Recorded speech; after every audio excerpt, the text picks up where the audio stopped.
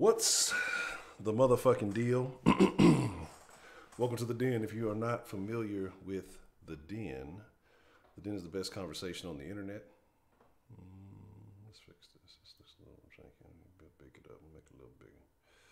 All right, that looks right. The Den is the best conversation on the internet. And again, I am thankful, as I am every evening, that you're here to join me and you give me the privilege of being your host. Oh, that volume looks like it's a little low there. That could be. What about it so damn low?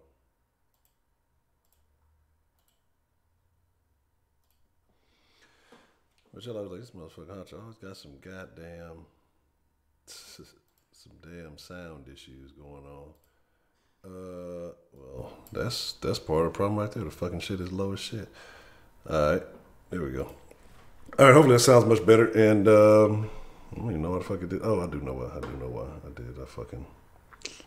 I installed some shit, and it must have fucked with it. But again, welcome to the Den.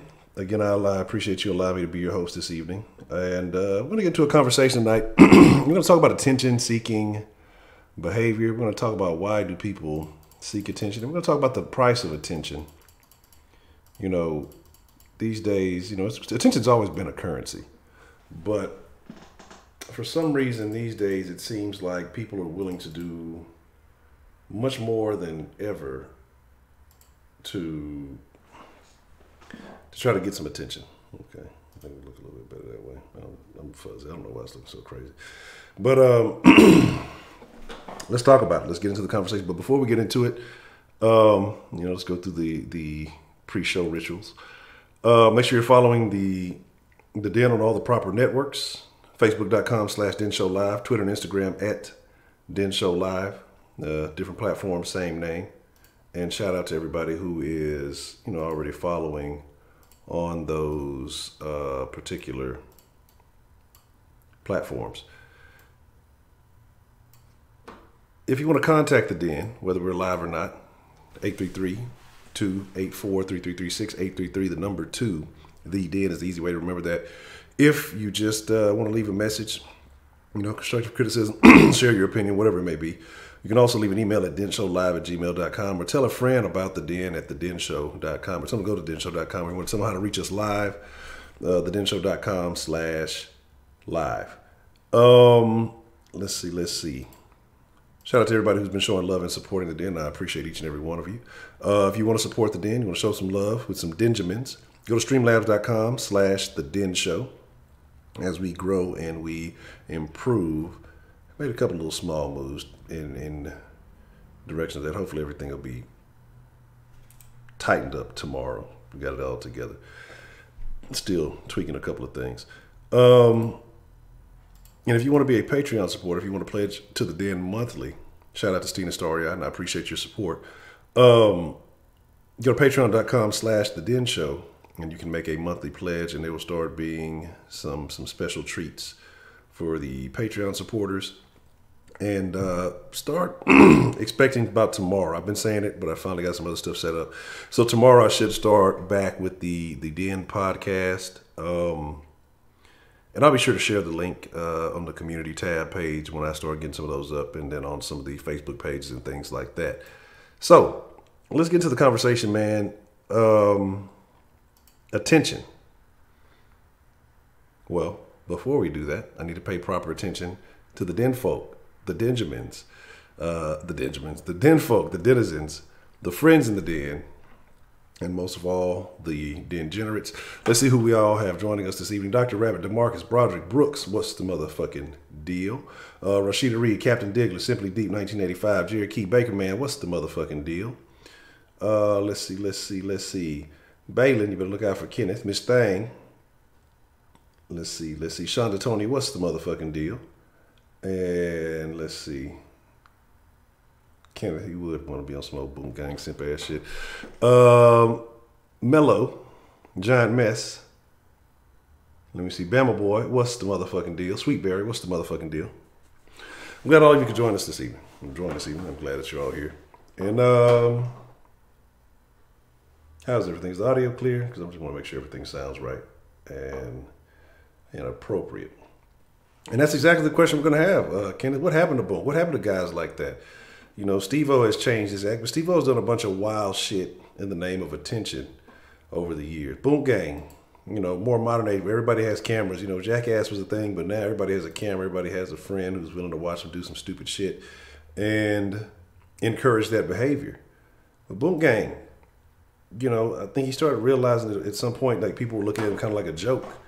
You know, he wanted to be thought of as some type of gangster or some shit, but he was really getting looked at like a real goofball, like a drug addict or some shit like that.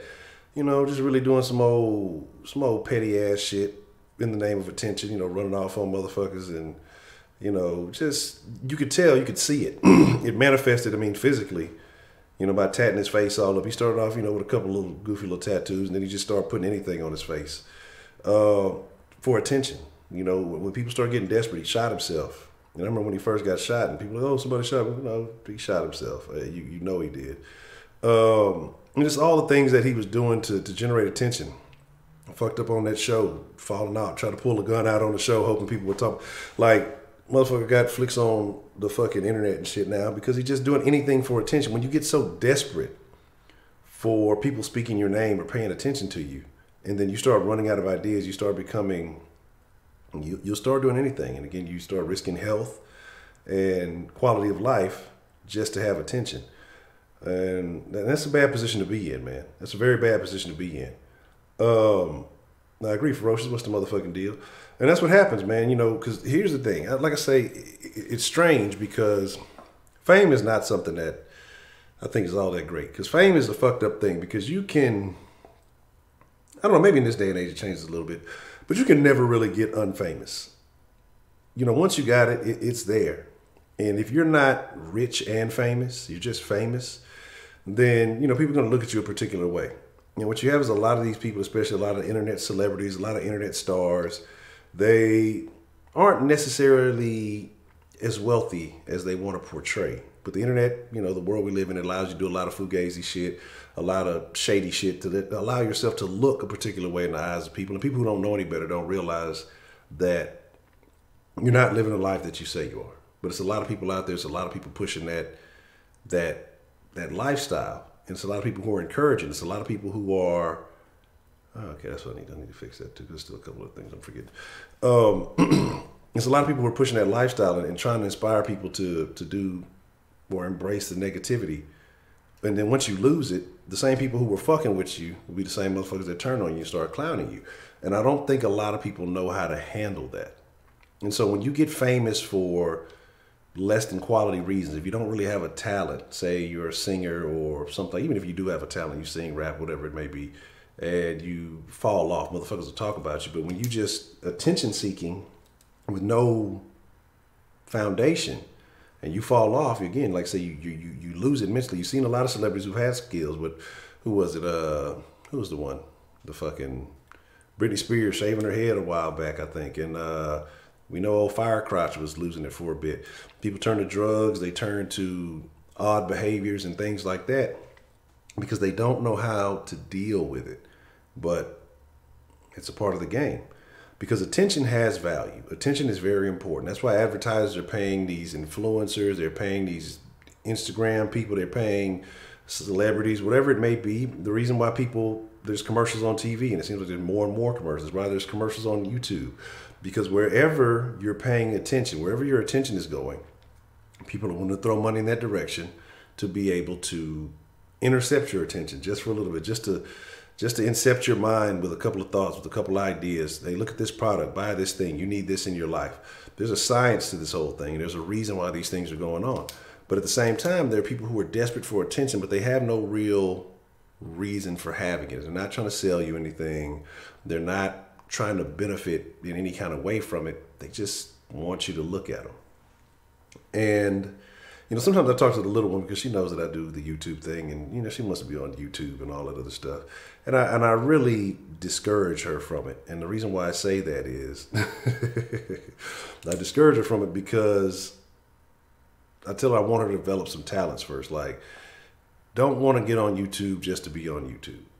you know, because if you're only just on there doing goofy stuff and doing stupid stuff, you know, that anybody can do, then what happens when you no longer become interesting? What happens when you've done all the little stupid stuff you can do? You're going to start going to more and more extremes to be more and more desperate for attention. And so I try to encourage her to develop some skills, become good at something that you enjoy doing, so that way you can maybe teach other people, or that you can help other people, you know, understand how to do it, or you can show off your talent, your art, whatever it is that you do that you're good at. But I think you have a lot of people who do the YouTube just for the sake of saying I'm on YouTube. And I analyze myself. I look at myself a lot, and I'm like, is this what I'm doing? Am I here just because I want to seek attention? I don't think so, because I mean, honestly, I don't even want the attention. Sometimes I be thinking, man, I should have just did one of them old fucking voiceover channels and never showed my fucking face, then do like a face reveal after 5 subscribers. But you know, my thing is, it's just like you gotta have something worthwhile. Taylor made, what's the motherfucking deal? Say Cloud Chase, they knew just the motherfucking be you know what I'm saying? Yeah, it's exactly got a name for it. JD, what's the motherfucking deal? Lyric Northside, what's the motherfucking deal? And that's what I'm saying, like, you know, Steve used to do Crash Dummy shit. Yeah, and that's what it is. Like I said, a lot of people just, they don't have a purpose for the attention, and you wonder where it comes from. You know, you wonder where it comes from. And shout out to Taylor Made. Hey, if y'all trying to get right, look, this ain't no paid endorsement. This is an endorsement off the strength, because I'm going to support some real shit. If you trying to get right, if you're in the Houston area, you got kids that are in sports, if you a teen that's in sports, if you just trying to get your ass back in shape, you got to go holler at my boy Taylor Made. Certified, gonna get you right, guaranteed. You ladies, you're trying to get that summer body, you know, you're trying to tone it up, you know, you're trying to get the position and proportions right, he's gonna get you right.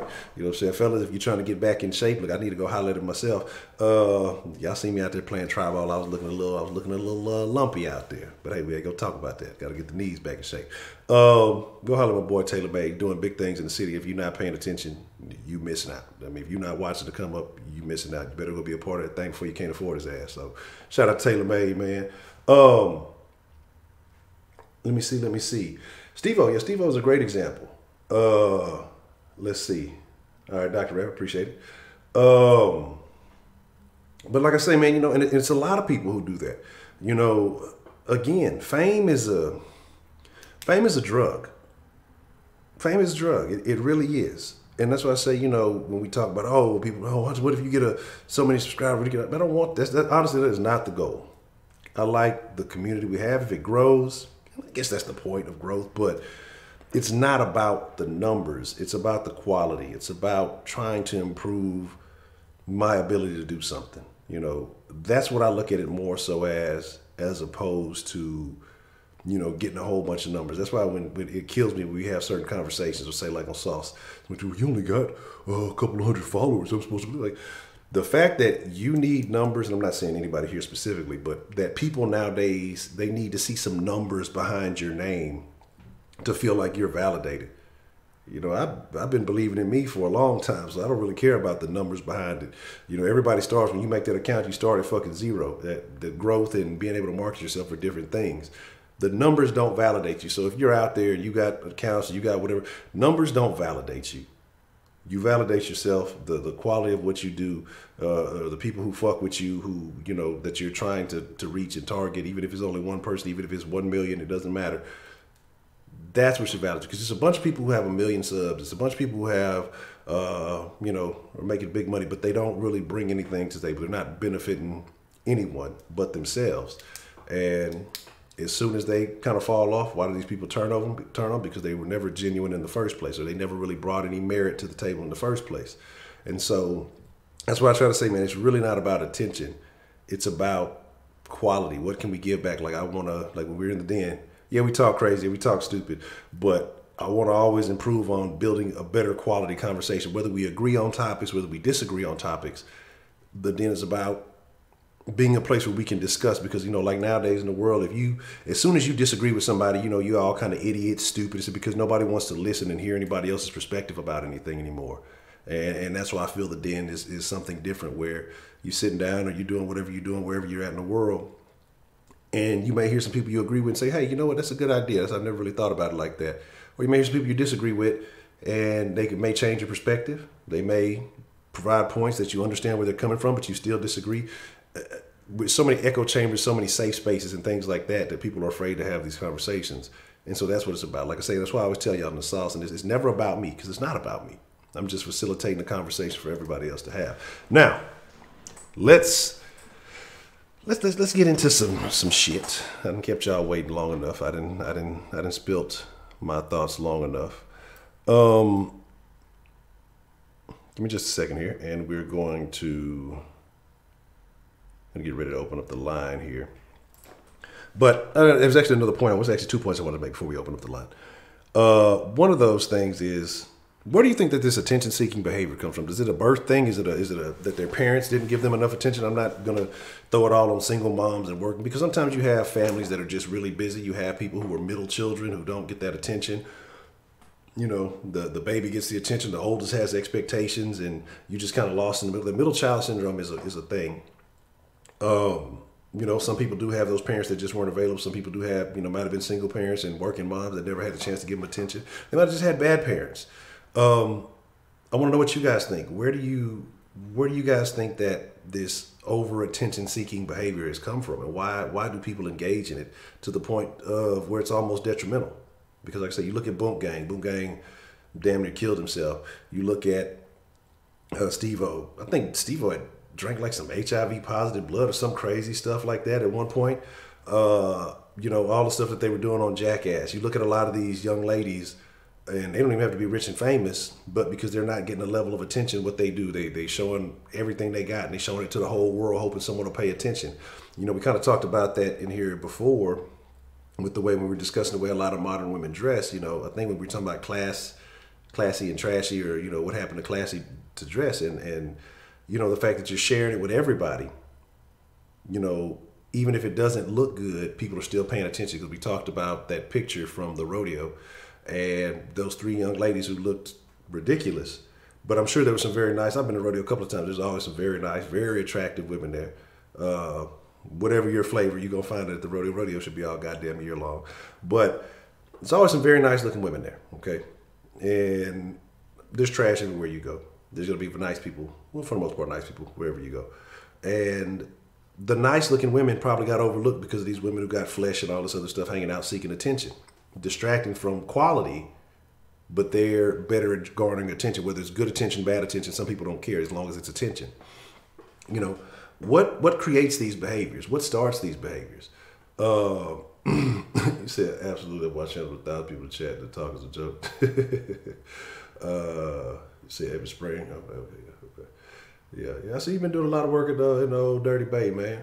Like I say, here in a couple of months, be relocating. It'll probably be close to the end of summertime, but we definitely gotta link up and get some more stuff consistent. And once we get the proper Sauce Sports Studios establishment, we're gonna have you come in, you know, offer some tips and some things like that.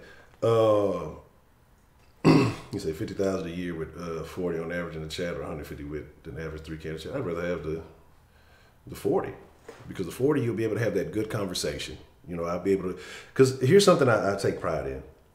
I guess I take a little bit of pride in.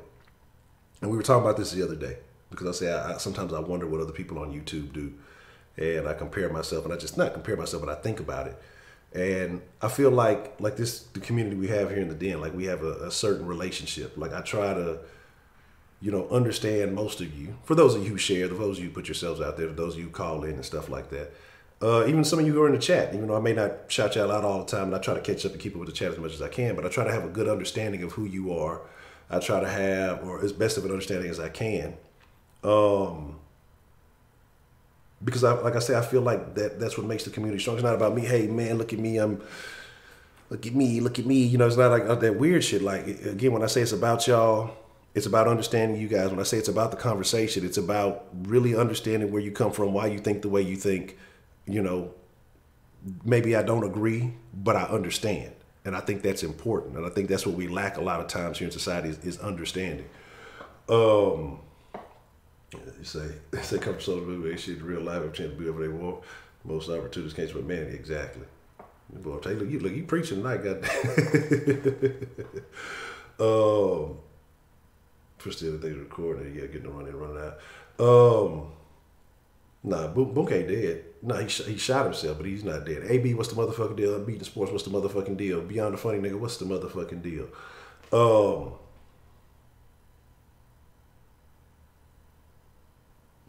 don't even know what color is the ground. I forgot. I've got to fix all the little things in there. But like I say, with 40 in the chat as compared to 3K, with 3,000 people, shit, it's hard to get to know some motherfuckers. With 40, like I say, you build a bond, you build strong connections, and like I say, you can network. Like I say, it's about having an understanding, man, and that's what it ultimately is. So, but yeah, I saw Steve-O turn around. They were talking about he's kind of like on some clean cut shit now.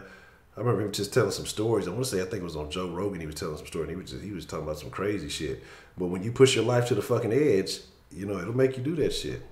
But hey, and I'm glad he did. You know, before it goes awry.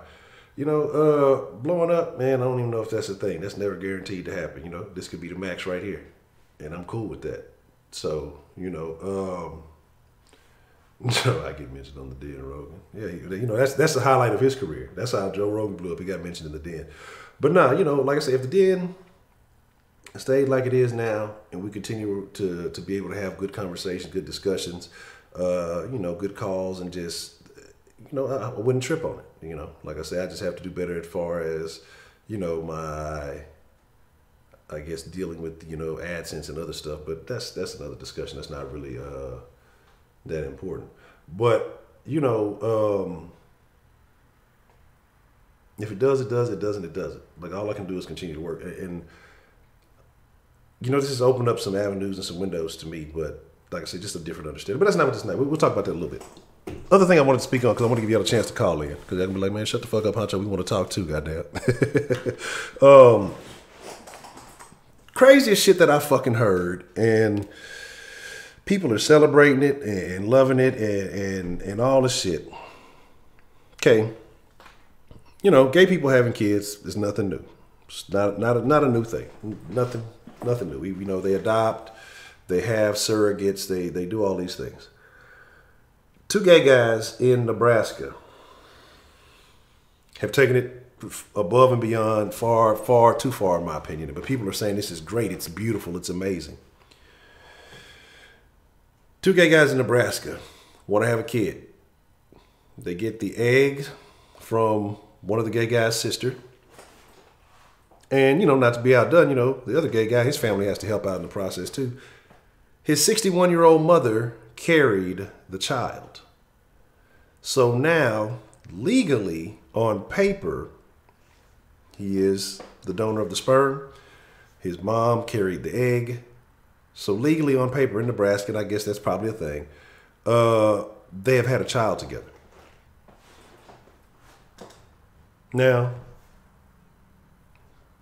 I'm not saying that he went out and he boofed his mom. I'm not saying any of that shit happened. But the love and praise that this shit, again, I've seen a lot of it on Twitter. So, you know, Twitter's a weird place. But because, like I said, I posted that Cardi B thing, and people were, well, all she did was rob somebody. You know, it wasn't that. Okay, yeah, whatever, motherfucker. But the thing about this shit is, one, once women start getting like in their 30s or so, late 30s, it starts getting dangerous to carry a child. Your 61-year-old mother volunteers or is more than willing to carry the child. And the funny thing about it is, legally, the other gay dude has like no rights over the kid. Like no rights, because it's nothing of him in that kid. So this is why I say the shit is weird. Like the logic and the understanding behind these things, it blows my mind. I don't get it. There's nothing of him in this kid. It's his sister's egg, the dude that he's duding with, his sperm, and that dude's mom.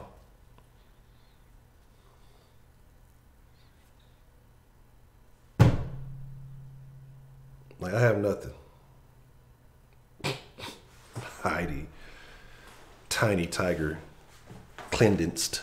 But hey, that's my interesting, crazy. That's what I think I need to start doing every night when we go live. I just need to have a crazy news of the day segment. before we open up the line. That just throw everything off. A little crazy news of the day. Yeah, I think that's where we're going. All right, so I'm gonna open up the Denline. I'm gonna take some calls. I want to know how y'all feel.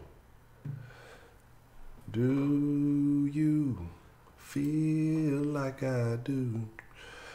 Very upset. Old Town Road, whatever that is. They took it off the country charts while I'm getting this together. It was like the #1 country song. Went viral or some shit. They said it wasn't country enough. I guess they need some of that Lil Troy, Still a Bitch in My Book. I'm gonna be honest, I never heard of the song till today. Like I heard like little snippets of it and I didn't know what it was from. I thought it was just some old internet weird shit. And but apparently they took that off the charts there. I listened to the whole like 10 times while I was getting ready. That shit was jamming though. I got the horses in the bag. Anyway, y'all don't know nothing about that shit. Let me open up the...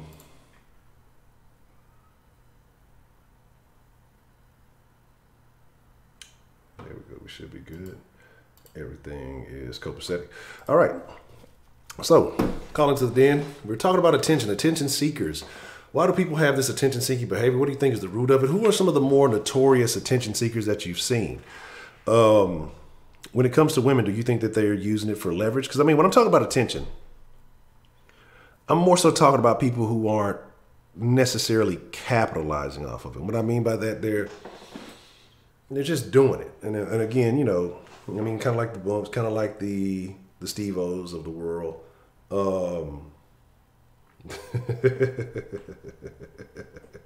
Yes, we got to bring it back like the good old days. We got to derail the topics before they get going. That's the whole game in the den.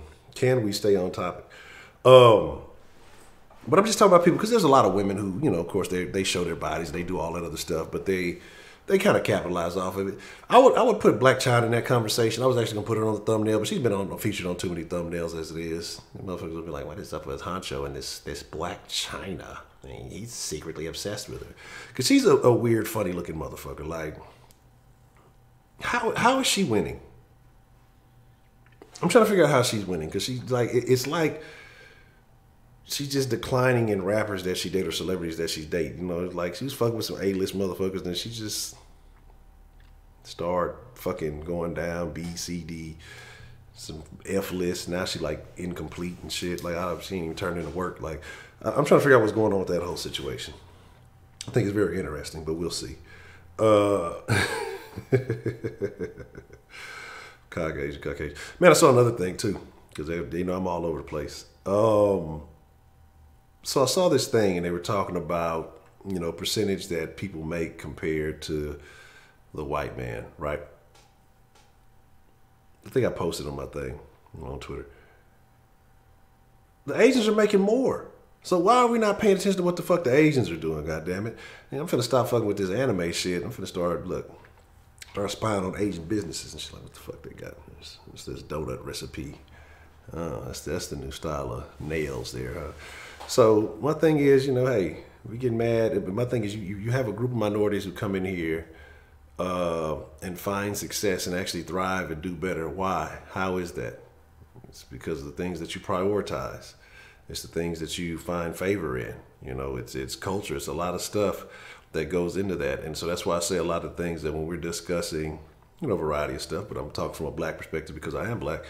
That I say it's certain behaviors that we've had so deeply ingrained in our culture we got to get away from, you know. And I think that, and I see more and more of a transition. Because I'm not saying you got to be a square and do all this shit. You can do it how you do, but I think there's some blurred lines that have not been quite figured all the way out, and people are still confused by some things. But once they get it right, it'll be very interesting. You know what I'm saying? It's having just a tumult, and then America seems easy. You know what I've also seen? I've seen the Japanese, I believe. You know, we over here, we get mad. We want to call white people culture vultures and all this other stuff. You know, I think it's different when you're around, you know, a culture. You're like, hey, that looks pretty cool. You see somebody wearing it right next to you. But you know who the real culture vultures are? Those goddamn Japanese. And I love Asian people. We watch their anime, you know, we steal their karate.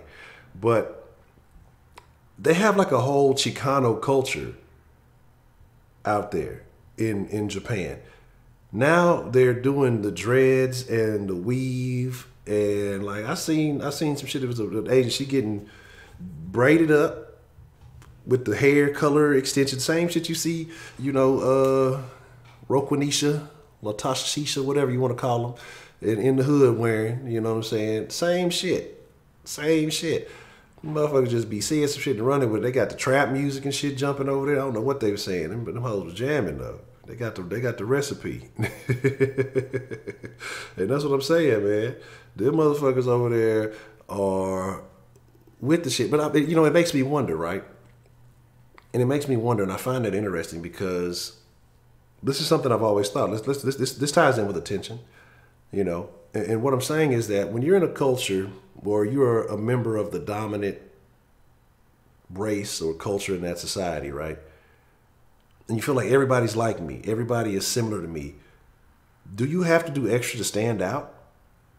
Because do you feel like, that I'm not different, I'm not special, I'm not unique because so many other people look, act, talk, whatever you want to call it, just like I do? Is that a thing?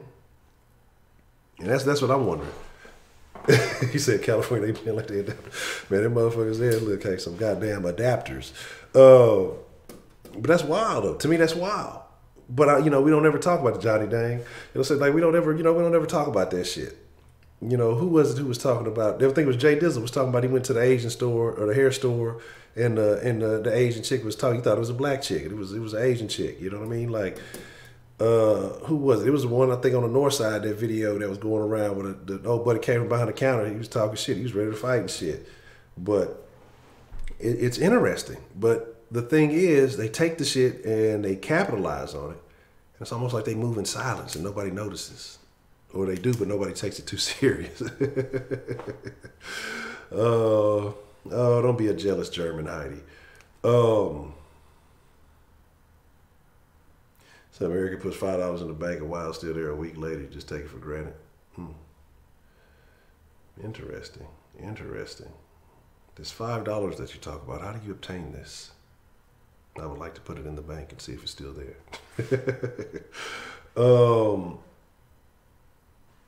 I think the reason why is because black people often have curtain confidence, or a certain, I'm not confidence in this green screen thing they're doing. Poof. Interesting. Freddie A, what's the motherfucking deal? Hey, Just Sarah. If I overlooked you, hey, how you doing, Just Sarah? But I'm sagging and wearing gold chains and shit. Well, goddamn. They got lowriders too. They got that shit. What was that shit that they did? I remember seeing that thing in Cali with the whistles. I remember that fucking interview. But it was like, woo woo. You just ride down the block and then woo woo. That shit was fucking funny. The fucking whistling shit. That shit seemed like it would get on my nerves. The whistle tips, yeah. Putting them hoes on the mufflers and shit. That shit seemed like it would be oh, snap, I didn't even see that. Okay.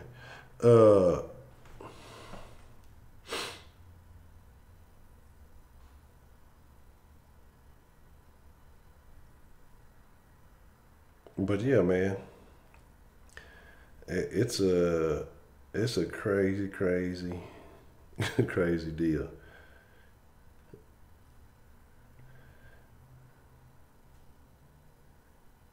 Let me just finish this. Look, hey, let's say, player, y'all don't have to hate me. My mama sent me a text. I had to answer that. When mama, hey, look, player, when mama sent a text message, hey, you got to respond to that shit, player. All right. Mama Honcho, she sent a message, I got to reply. That's just how that goes. Hey, man, look, I went to that Nas and Lauryn Hill concert a while back, right? I told y'all about that. And it was like a row full of Asians. No, not a whole row, but it's like 5 or 6 of them in front of. When I say, man, them motherfuckers knew not just Nas, they knew everything. They was on everything. They had Nas shit sold up. Not only Nas shit, but Lauryn Hill shit too. And when I say these motherfuckers was grooving, they was getting it in. I was like, I had to look because the light was kind of like, are they Asian? thought they were Hispanic. Oh, these Asian, when the lights kind of came on, I was like, oh my God. These motherfuckers they they motherfucking me got it. They got it, dog. Like, that's craziness. Yes, Mama is a Blake. She might be watching it then. Nah, she ain't watching this shit. She be, you shouldn't be saying some of that stuff you saying about them Asians in that den. But my thing is, like I say, man, why don't they get the same treatment as the culture vulture thing? I know a lot of people get angry because they open up businesses in the hood and stuff like that. But are they not taking advantage of an opportunity? Because, if we're not doing it, they're seizing the convenience or a convenience store, or taking advantage of the hair or whatever else it is. We talked about that a while back. Why is that not viewed the same light as anything else? I gotta catch up, man. AB got y'all. Yeah, look, AB putting in work on y'all, man. But yeah, is there? Okay, hold on. Oh, my fault. Apologize for y'all ears. Well, what's the motherfucking deal? Who do we have calling into the den this evening? Hey, man, it's Unbeaten Sports. Unbeaten. What's the motherfucking deal, man? What would you like to drop in the den tonight, man? Man, I just, I just wanted to get the phone call kicked off, man. Talk about the attention seeking thing, man. Okay. I gotta say it, man. Clout is probably the most dangerous drug in the world. It's more powerful than weed, cocaine, heroin, fentanyl, whatever drugs you could probably think of, because it is the most powerful drug in the world. Because you got the sober-minded people going out doing stupid things with seems about no real benefit at all, no monetary benefit, really no benefit at all. They sober-minded doing the stupidest things just for attention, right? And I'm just kind of just thinking about it. I was brainstorming about things I was probably gonna say, and I was thinking about it. It's like, attention seeking. It almost seems like a new phenomenon, but you really think about it, it's always been here. But the emergence of the internet and social media has made it easier. You know what I mean? Like, it's lowered the barrier of entry. You know what I mean? Yeah.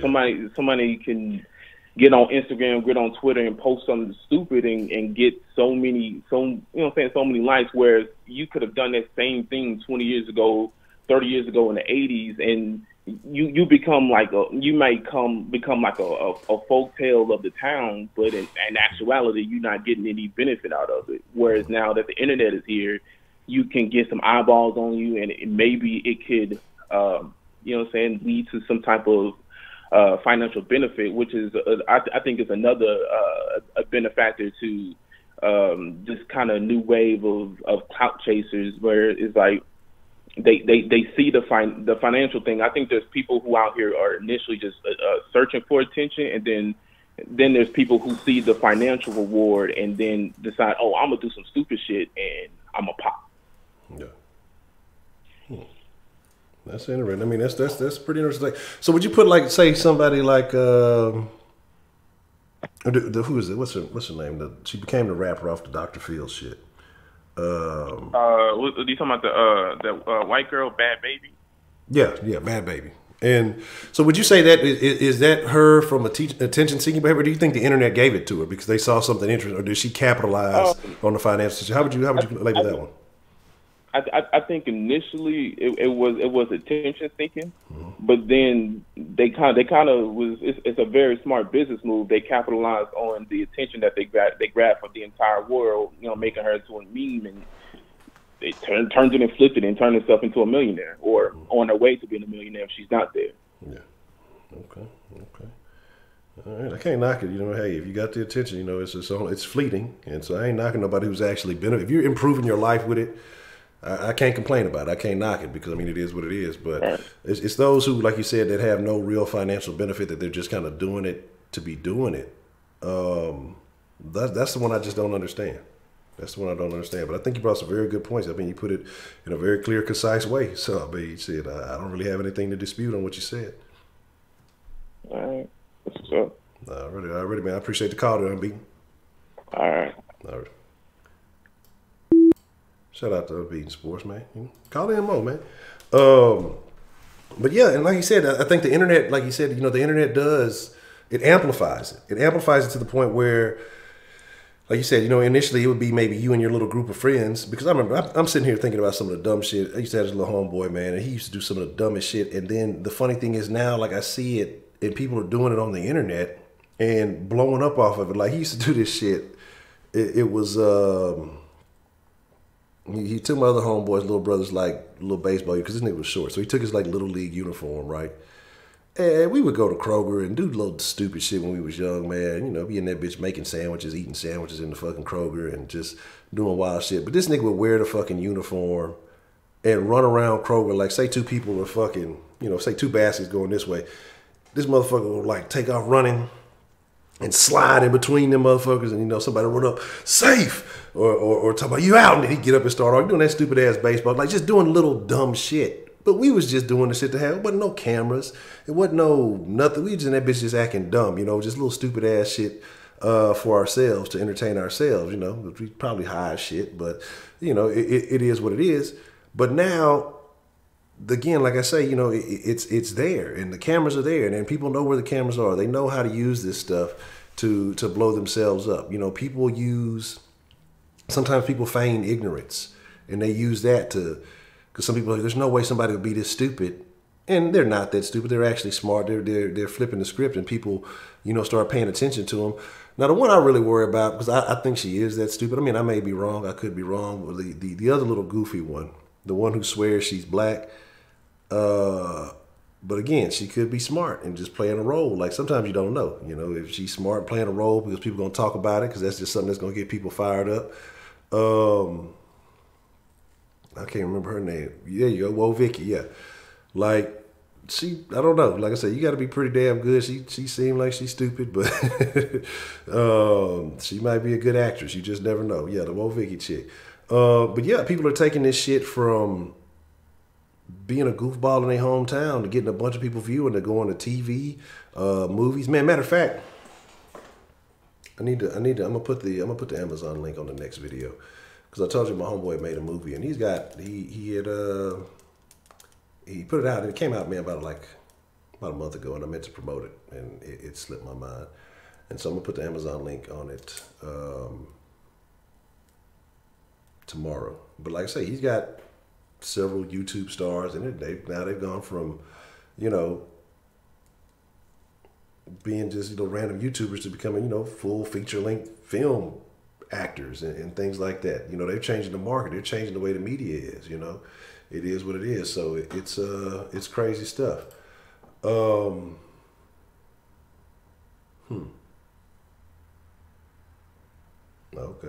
there you go. That bitch said fuck Snoop Dogg. Who's fucking with Snoop Dogg? They'll break their spinals. Just go. Oh man, that made me think of that shit. Made me think of Mike Tyson. He said, I broke my back. Yeah, spinal. See, I grew up in a culture where women aren't shit, men dominate. When the women get their freedom, they seek so much attention and run wild. Is this a Canadian thing, eh? But that's a thing too. That's a thing too. I don't know how many folks have gone off to a university, maybe going to a university, spend a little time at a university, college period, whatever. Or even when you're in that transitioning where, girls move out their parents' house.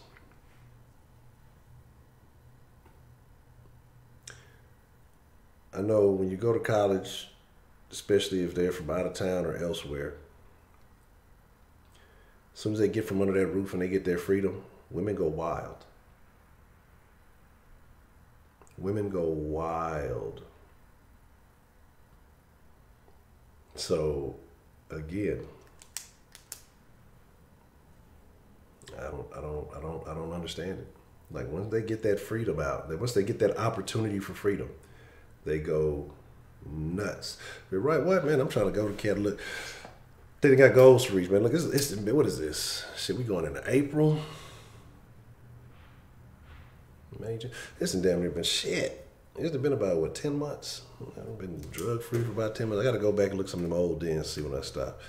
Man, it's been damn near a year. It's getting closer to the year mark that I ain't smoked nothing. I don't know what's wrong with me. I want to smoke, but I'm just telling myself until I reach that goal, I have a number inside my head. And once I reach that goal, then I'll bring back. It'll probably be like Saturdays. Saturday evenings we'll do like smoke something Saturdays in the den, and so the Saturday night conversation will probably be off the wall.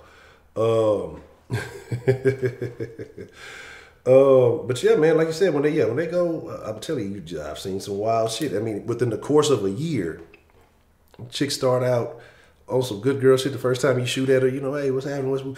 Oh no, you know. By the time you see her by that fucking semester break, she wilding out. She done every motherfucking thing you can imagine. You know, look, we ain't finna put nobody else, but like I say, it's just,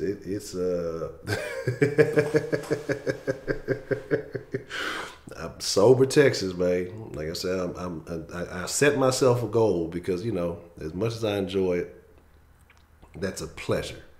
And so I gotta push myself a little bit harder to obtain a couple of things that, or to reach a certain level, so that I can get it down. Like I say, it's gonna come real soon. I got the. I mean, it's not that I don't smoke no more. I'm just on hiatus. I'm not a quitter. Like, I ain't no motherfucking quitter. Goddamn it. I'm just on hiatus. Because like I say, my thing is, I think everybody has to have a thing where they relax or kind of get away. Some people enjoy drinking. I'm not big on drinking. I'll drink a little here or there, but I'm not really big on that shit. I really know, man. Look. But it's all Gucci. Like I say, when the time is right, that it should be soon. I don't think it'll hit the full year mark if things start going right the way I got it planned.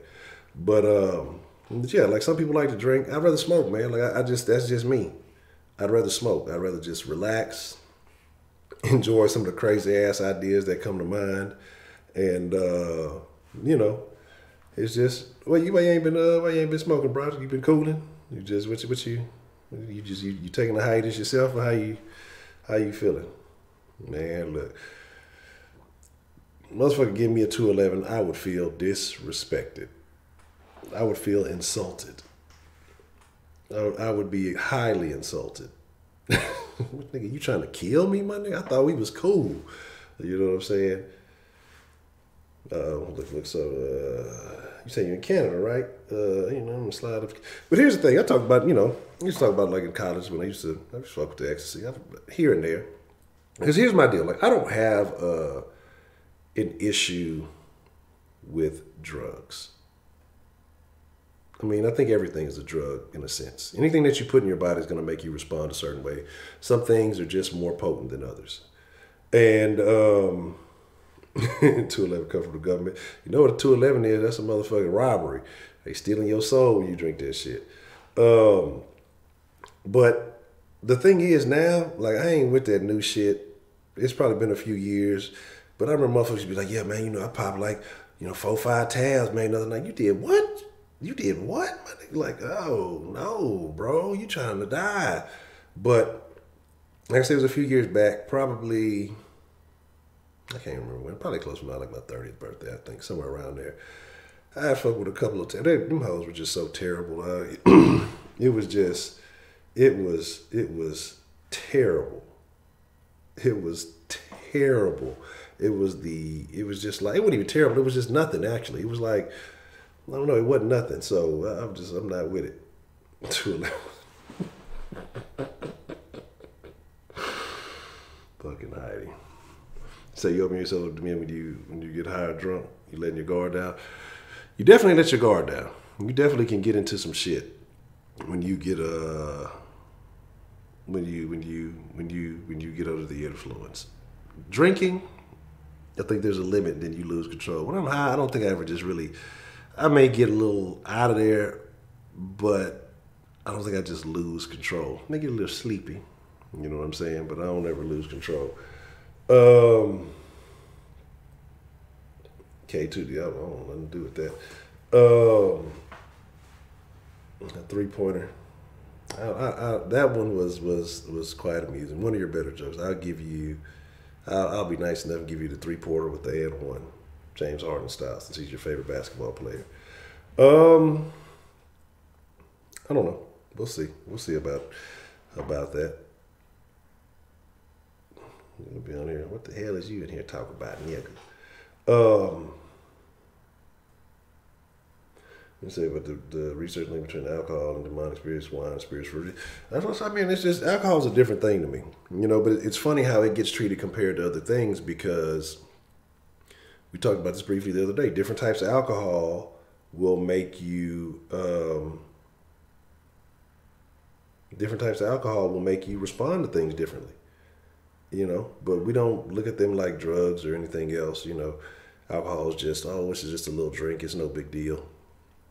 But shit, if you had I guess I don't know. I haven't been to Colorado to see it myself, but I'm sure if you had like a smoke shop or a dispensary where say you could smoke on premise, say they had a late night type deal or a smoke bar, I'm sure they got something like that out there, where just weed only, right? And it stays open till whatever time. I don't know. Let's say I know in Houston it's 2:00 in the morning. So let's say it's like that in Colorado. I'm assuming. And you put it right next to a place that served alcohol. I guarantee you'd have the cops called 10 to 15 times as much on the motherfuckers who were at the place where alcohol is served as compared to the weed. But we don't look at it like that. Alcohol makes people get completely out of their character. They get either overly flirtatious, they engage in behaviors they normally wouldn't, they get violent, throwing up all on you, just doing all kind of off the wall shit. But damn, I did KR, man, goddamn, I'm just trying to get some oxygen. And the thing about that is that, but we still look at it with such a negative light. When these things are proven. We talk about, there's negative impacts of marijuana. There's negative impacts of alcohol. If you don't like your liver, that's cool. That's your own thing. But, it's just, I'm gonna say Fireball and Bud Ice. That sound like some Pokemon and fire and ice and shit.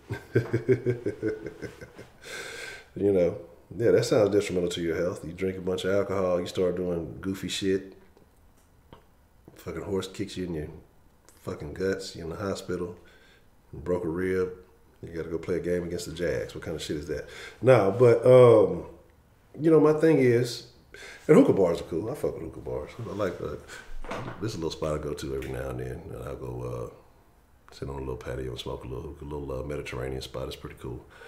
So I found out the other day. I wasn't paying no attention, but them motherfuckers were like automatically putting fucking gratuity on the fucking thing. Like me or me and the lady Honcho, we go out to eat. We taking a little one every now and then, but if the little one's with us, we like sit her at the table way off because it's not really a crowded spot, so we like sit her way off so she ain't about to smoke and shit.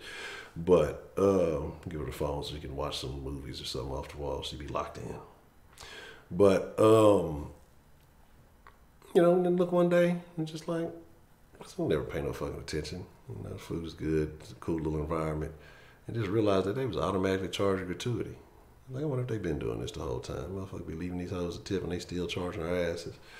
That's some whole ass shit. So, there's that. We got the horse in the bed. Oh, man. But, it is what it is. But so I have a question. I say all this to say, because I was talking about drugs and stuff, and I carried on way to a different picture. Is the ecstasy in Canada still good? I would assume that, maybe it's not as watered down as the things that have happened down here in America. Because now what you got people doing, I saw a thing, this was a couple of years back actually, that it was supposed to be, they thought it was ecstasy pills, but these motherfuckers were basically making meth, and it looked like they were using, I guess, a press that they used for X, but it was a bunch of fucking meth. And all little nifty shapes and shit. Should be looking like fucking Flintstones vitamins and shit. You know what I'm saying? damn. So your birthday is tomorrow? Okay, let's see. You know what I wanted that they need? Or maybe they have one. Maybe I'm just unfamiliar. They need like, or something I always wanted to do was like an adult Discovery Zone. Y'all remember Discovery Zone? But like something for like adults only. Like fuck them kids. You know what I'm saying? Like tell them kids to go somewhere else. Leave them with the babysitter. Do whatever else. But like just some old big grown ass McDonald's play shit. You know what I'm saying? Like some shit like that. That's go to a swinger bar. No, hey. That sounds peculiar if you want to have a happy birthday, but you might want to keep a happy marriage too, so I don't know. It's called Vegas. No, I don't think I want to do Vegas. I'm not much of a gambler. You know what I'm saying? The gambling, as good as I get with gambling, is playing the lottery. And obviously, I didn't win the $750 million. Somebody in Wisconsin won it last night. So there's that.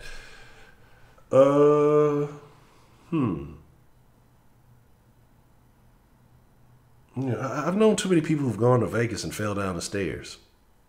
Like I've heard that story from more than one person.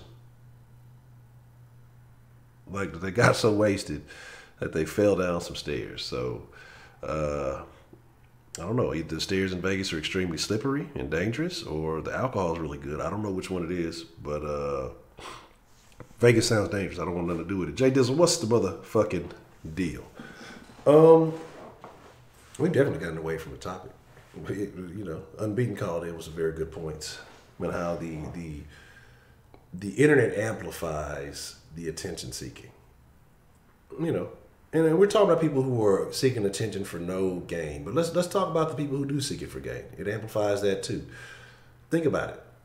Women who do use this stuff for their own leverage, and I'm sure there's men who use it too. There are men who use it too. And they use it for their own benefit. You know, if you're in a place where it might not be that much action, you hop on one of these dating apps or something like that. You upload your best angles. You know, some of y'all ain't taking nothing below here. I ain't gonna talk about y'all. You know, I ain't gonna talk about y'all. Y'all know what y'all be doing. But you upload your best angles, and the attention comes flowing in. Some of it good, some of it bad, some of it terrible. But I think also what happens with a lot of this attention is the intention. And then you also have the people when everything has been done digitally, we lose that connection. I think people lose the ability to speak in person. I think that people lose the ability to have real conversations. What's the motherfucking deal, Shaolin? Already Taylor, baby, man. I appreciate it, man. That's a bet. You know I'm staying tuned, man. I believe it. Keep doing what you do again, man. Hey, if y'all are not following, if y'all ain't look T360 Elite on Instagram, look, if you ain't even trying to get in shape, you gotta watch this man journey and what he's doing for the city of Houston. It's gonna be some damn good athletes coming from this city that have been under the tutelage of TaylorMade. So make sure y'all paying attention. Some of you youngsters need to get right. Y'all need to go check that shit out. It's affordable. Go get your ass in shape. Be ready for next year. You know, you got all off season to get right, man. Go do your thing.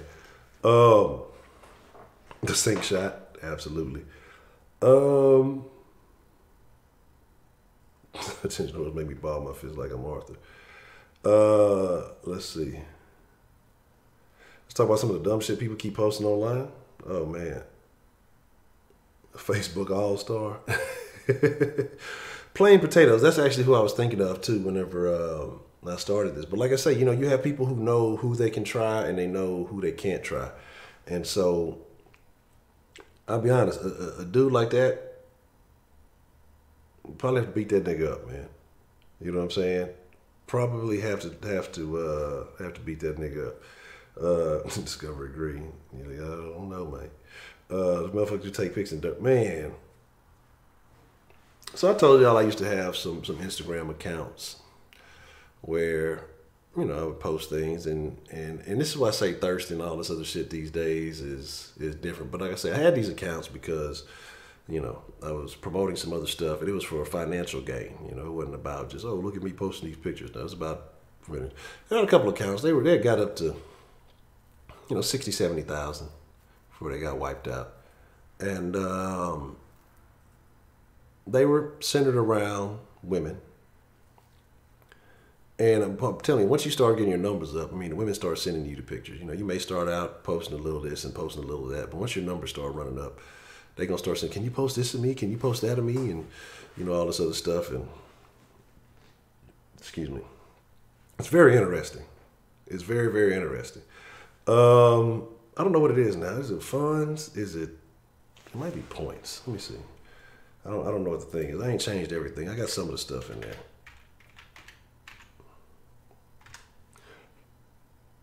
But is it points? I don't know.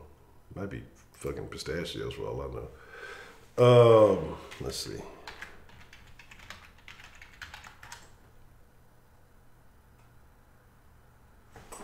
All right, there we go. See, even I'm unranked. But yeah, I gotta do some new ranks and some stuff like that. So I'm gonna figure it all out. Good morning, good night. I mean, that's what I'm saying, because that means people wake up to it, they go to sleep to it. Like, it's the last shit they do it. What the fuck? How the hell 335 got more hours than me? What kind of shit is that? I am the den, goddammit. What kind of shit is this? Jay Dizzle, how the fuck?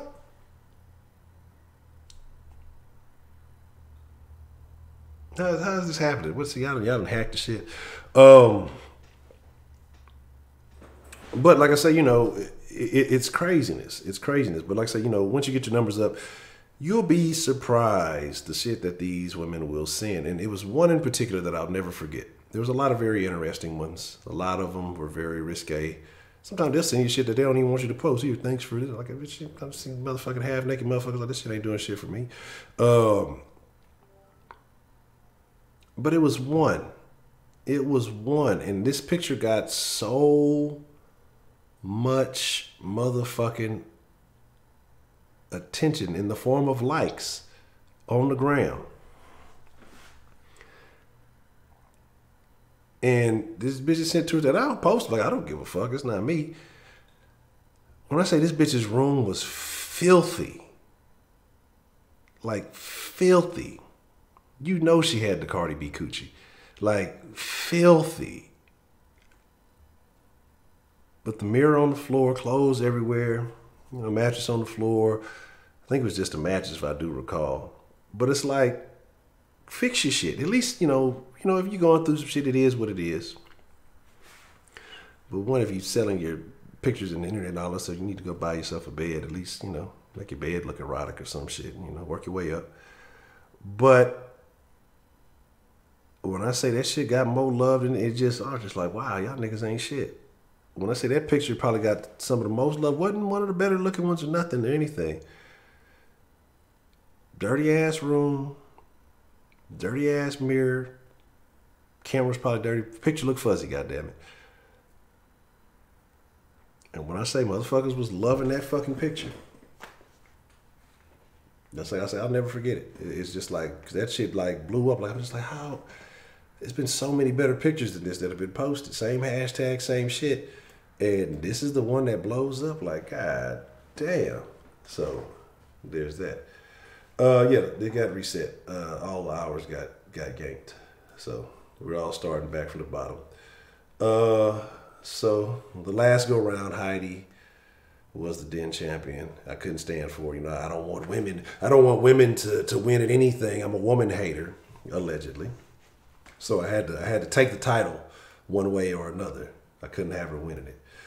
So yeah, you know, we had one call, unbeaten call. Then it was a good call. So my thing though is, again, yeah, she did have some ass though. I ain't gonna lie. I ain't gonna lie. But it's just, I'm looking at the room, I'm like, that ass gotta be funky. It was just too dirty. You know, I've had some sketchy encounters in my life. You know. I've been to some broads' houses, and it wasn't the most ideal situation. You don't want to be there long. At least fake it for a nigga. But that was one where, I don't know, man. It was definitely some roaches in the mix. Like, I know it was. She probably told them hoes to move so she could take the picture. But and then she had sent in a couple other pictures after that. And them all the pictures got love. She was just, I guess, like we were talking about the barrier of entry being low. Maybe niggas see that. Maybe even through the pictures they could see that. Like, maybe she looked like easy picking, so maybe that's why they liked it. Maybe that's what's happening, you know. And it's just like I don't get it. I don't get it.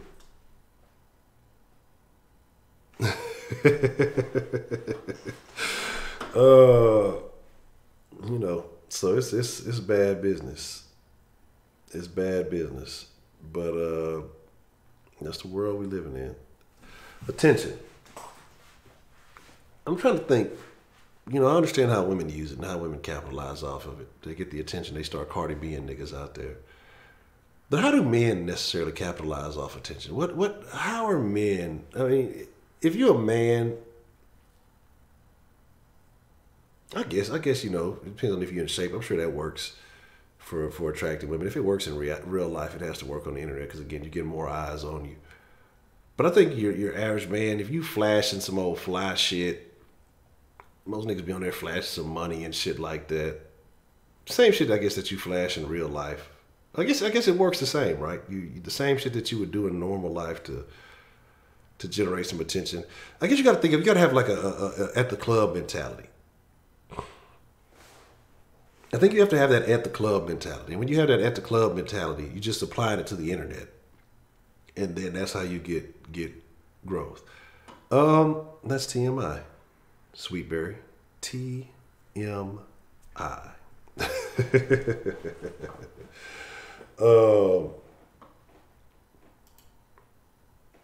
But, you know, there is that. Behave like a cocky asshole. Oh, man. Again, like I say, it's I don't know, maybe because you know, we talk about, I know there's a particular person in here who has insulted my internet presence. Said in my numbers, I got to get my numbers up, right? They insulted my internet ability. And but my thing is, I guess, I don't know. I guess I got to do better with it.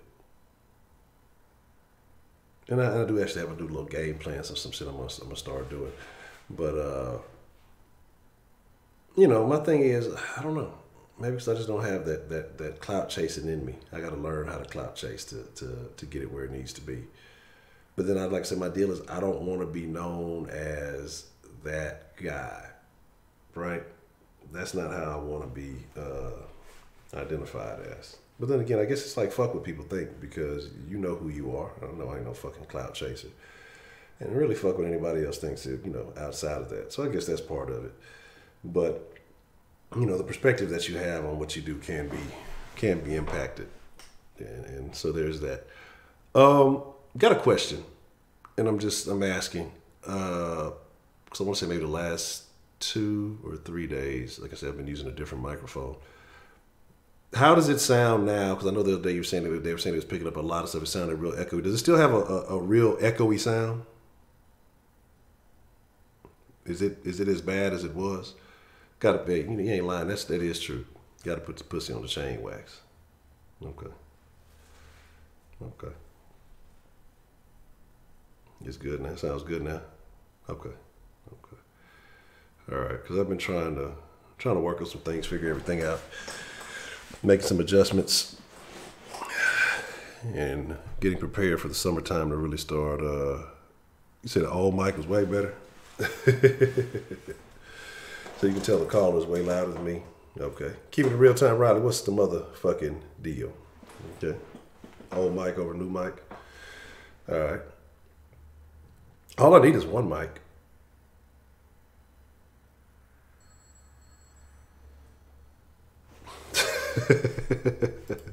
I tried. Alrighty, what's the motherfucking deal? Who do we have calling in to the den this evening? Man, it's your boy Roman. Roman, what's the motherfucking deal? What do you want to drop in the den this evening, Roman?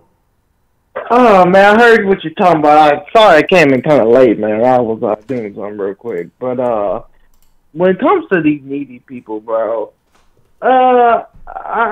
most time when it comes to needy people, these people don't act like how they really act. You know, whoa. Before I start, am I being Roman? This is all the sound okay? Oh shit! Nah, you good? I'm fucking with you. okay. But like I say, all this people most time being needy, man. And look at that Boom Gang, man. His family, I researched his family. His family comes from money. His family got money. What? You know, yeah. You look up him, his family is rich. And it's like, you put all these tattoos on yourself and make it seem like you hard, but you come from money. That little Tay girl, her mama and her brother put her up to that just to grab attention. And she was a realtor, making good money. I mean, getting houses for millionaires. But you put your daughter to do that? Like, it shows you the mind of people. People want to be known. People want to be famous. People want to have attention, and they'll do anything to get it. And that's the dangerous part. And look at 6ix9ine, a whole goddamn snitch. Let's be honest. I'm talking about the shit. The nigga couldn't rap in the beginning, okay? Nobody thought 6ix9ine could rap. He yells in all his songs. That's all he does is yell. You know, but he knew his rapping career wasn't going to shit, so he made all these videos and colored his hair rainbow colored and just anything to grab people's attention. And that shows how low people get, man.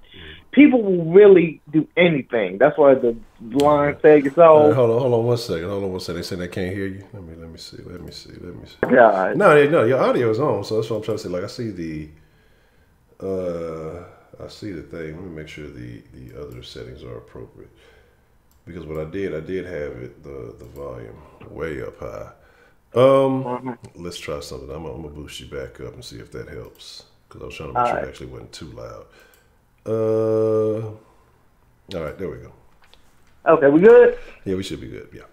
Okay. But like 6ix9ine, putting your color, your hair color all rainbow colored, bro. It's just for attention, man. And it's just crazy. Like I said, anybody would do it. And this is my good example, man. It was a serial killer name. Well, he was a spring killer. His name was Andrew Cunanan. He killed Gianni Versace, who created Versace. Yeah. And it was a series on him on FX, man. And that was a good series. I would want you to watch it if you do got Netflix. You got Netflix, Honcho? Yeah, I got Netflix. Oh, yeah, watch it. It's called The Assassination of Gianni Versace, man. Give it a shot. It's a real good series. It's kind of like season 2 of The People vs. OJ, man. It's real good. Those are some good writers. But he wanted to be famous so bad, and he looked up to Versace as his idol. He was gay, so. But he looked at Versace as his idol, but this is the thing. He wanted all the money, all the riches, everything, but they didn't want to work for it. And that's why it goes back to these needy people. They want everything, but they don't want to work for it. If they do work for it, they go to dire means to damn near pit themselves in jail or kill themselves just to do it. Andrew Cunanan went on a whole killing spree. He became a spring killer. Killed all these rich white men. Eventually, the last one he killed was Versace. And it's like all this for just a amount of attention to get what you want. And it's sad, like I said, I think it goes back to the mind of thinking. If you don't have a strong mind, then any man can get to you. Where they can come to you and say, jump off a goddamn 7-story cliff, and you'll jump off it if you don't have a strong mind. Just for the attention of, I did something special. Some people don't get taught at home that you have to believe in yourself and know what you have to do to become something bigger. It's just you hit other people, and people are not taught that, and they go with the emotion, and they do crazy shit just to get where they want to be or be like other people. So my main story, man, is just don't be a needy person, man. Believe in yourself, and when you believe in yourself, man, you can do anything, bro. So, that's all I got. I got a question for you though, Roman. I got you. How many of these crazy serial killer documentaries have you been watching? I mean, you know, I watched the Ted Bundy tapes on Netflix, man. I watched that BCK thing on the Investigation Discovery.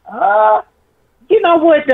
I'm not crazy, but I have a fascination with serial killers, man. It's a way in how they think. Let's don't get twisted. America has a fascination with serial killers. Why do you think they make all these documentaries about them? The thing is, it's something about the mind of a serial killer is just so interesting to me. How you are able to kill all these people and still live and still breathe and have families. A lot of serial killers have whole goddamn families. You eat people like Jeffrey Dahmer eating people, but it's like it's something about serial killers that fascinate me, man. I'm not saying I'm gonna be no damn serial killer. I know I'm about to get them comments. I know people are talking about my ass in the comments, but in the chat. But yeah, man, I'm fascinated with them in a way, but in a study way, not in a crazy way, of course. Okay, you know that's the first thing crazy people say is, "Hey, I'm not crazy," but oh my God, shut up, Honcho. You know, take your word for it, man. I'm just just wondering. But that's a BET, man, Roman. But I agree with what you said about as far as people being weak-minded and influenced and. A lot of these people who just do anything and willing to risk themselves just for the damn attention. I agree with you though. That's all I'll be watching. One more thing I have to say, I got to tell you, Honcho. Right, I told you that chicken burger from Jack in the Box, that motherfucker a killer right there. Man, I see. I ain't fuck with. I end up sliding through the little, the Popeyes action, man, because it's close. Jack in the Box. Oh yeah, that Popeye is good too, though. I'm gonna have to check it out though. I'm gonna see what's happening, man. All right, man. My call been going long, so I'll talk to you later, Honcho. All right, appreciate the call there, Roman. Anytime. All right. And it's actually pretty interesting because I heard with Lil Pump in his court. I don't even know. I didn't know nothing about no Lil Pump even having a court case. But a couple of things. Roman actually had a very good call. There's a couple of things that he said that I want to speak on. One of them is Andrew Cunanan ass niggas, my two cannons blast niggas. I never knew who the fuck Andrew Cunanan was before that fucking line. Like I had no idea who the fuck that was. I heard that fucking line forever and ever and ever. Had no idea who the fuck that shit was. So thank you for clarifying that, Roman. Number two, something that I don't think that we talked about. We talked about the attention-seeking behavior and things like that. But he mentioned Lil Tay and how her mother and brother influenced her to do that. There's a lot of other little people, especially younger ones, who may have a little talent or who get pushed into the forefront. There was just a lady here on YouTube who had like a bunch of adopted kids, and she was basically beating them into doing shit. She was taking them out of school. She was starving them, locking them in closets, doing all this. It's crazy, It's real crazy, and it's very unfortunate, that the things that go on. They were malnourished. She had two actual sons, and they knew about shit. Like, she was pinching these motherfuckers on their dicks and shit. Like, just a bunch of crazy fucking shit that was taking place. And it's fucking unfortunate. It's very unfortunate that it happened. So that's you gotta look at the outside influences. Who's impacting these people? Who's telling these people to do this? You see a lot of parents. We talked about the R. Kelly situation a lot with these parents, and a lot of people I think felt like these parents pushed some of these children, these young ladies, to the forefront. And there's other situations where these parents they want their child to be famous so badly. I don't even think the kids want it half the time. I think it's the parents that push them. I look at these pageants and I find these pageants to be extremely disgusting. I find them to be sickening. These fucking child beauty pageants where you got these kids wearing makeups and doing all this other shit like they're fucking grown women. I find that shit to be vile. It really does make me sick. And any parent who pushes their children into that stuff, makes me sick. You look at the little honey boo boo thing, the little walking heart attack, and her mom is letting her drink, a gallon of Mountain Dew a day with fucking Red Bulls and shit, and this is okay, It's a lot of parents that are encouraging these kids or these people to do these things, and it's a lot of people too. It's I forgot who said it, but it says they'll lift you up just to watch you fall, right? And live vicarious to the kid, yeah, all the time. That's crazy. And the thing is, like, people will lift you up just to watch you fall, and it happens. Sometimes, people are vile like that. They're fucked up like that. 1 minute everybody loves you, the next minute everybody turning their back on you. We're easily influenced in the society as a whole. I wouldn't say as individuals. I think most of us stay on our own thoughts, but you can be easily influenced. Kind of along the line what Roman was talking about, with people tell them to jump if you're weak-minded. But he was talking about serial killers. You got to understand, some people aren't wired all the way, but for the most part, we're still human beings. There's just something a little off about some of us. And it is what it is. It's not to sound odd, but you really can. There's enough time to do crazy things because people automatically assume. We'll take care of this. The human nature aspect of you. Okay. All right, there you go. Cool. But then, like I say, people do things you just don't expect. We used to eat ribs with this dude, and we didn't have a clue. Dead giveaway. But it happens, man. It fucking happens. Let me see what else. There was something else though. Yeah, fucking Arby's chick, right? I think she was working at Arby's. Did y'all see that fucking article? The chick working at Arby's, fucking motherfucker came in there, got into an argument with her. Like, this is why you gotta stop going to restaurants, man. Restaurants are fucking dangerous. Got in an argument with a customer. I guess the customer left.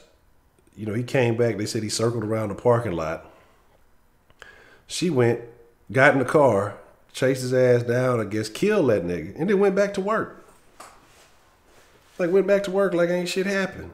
I give her E for effort for being dedicated to her job, but god damn.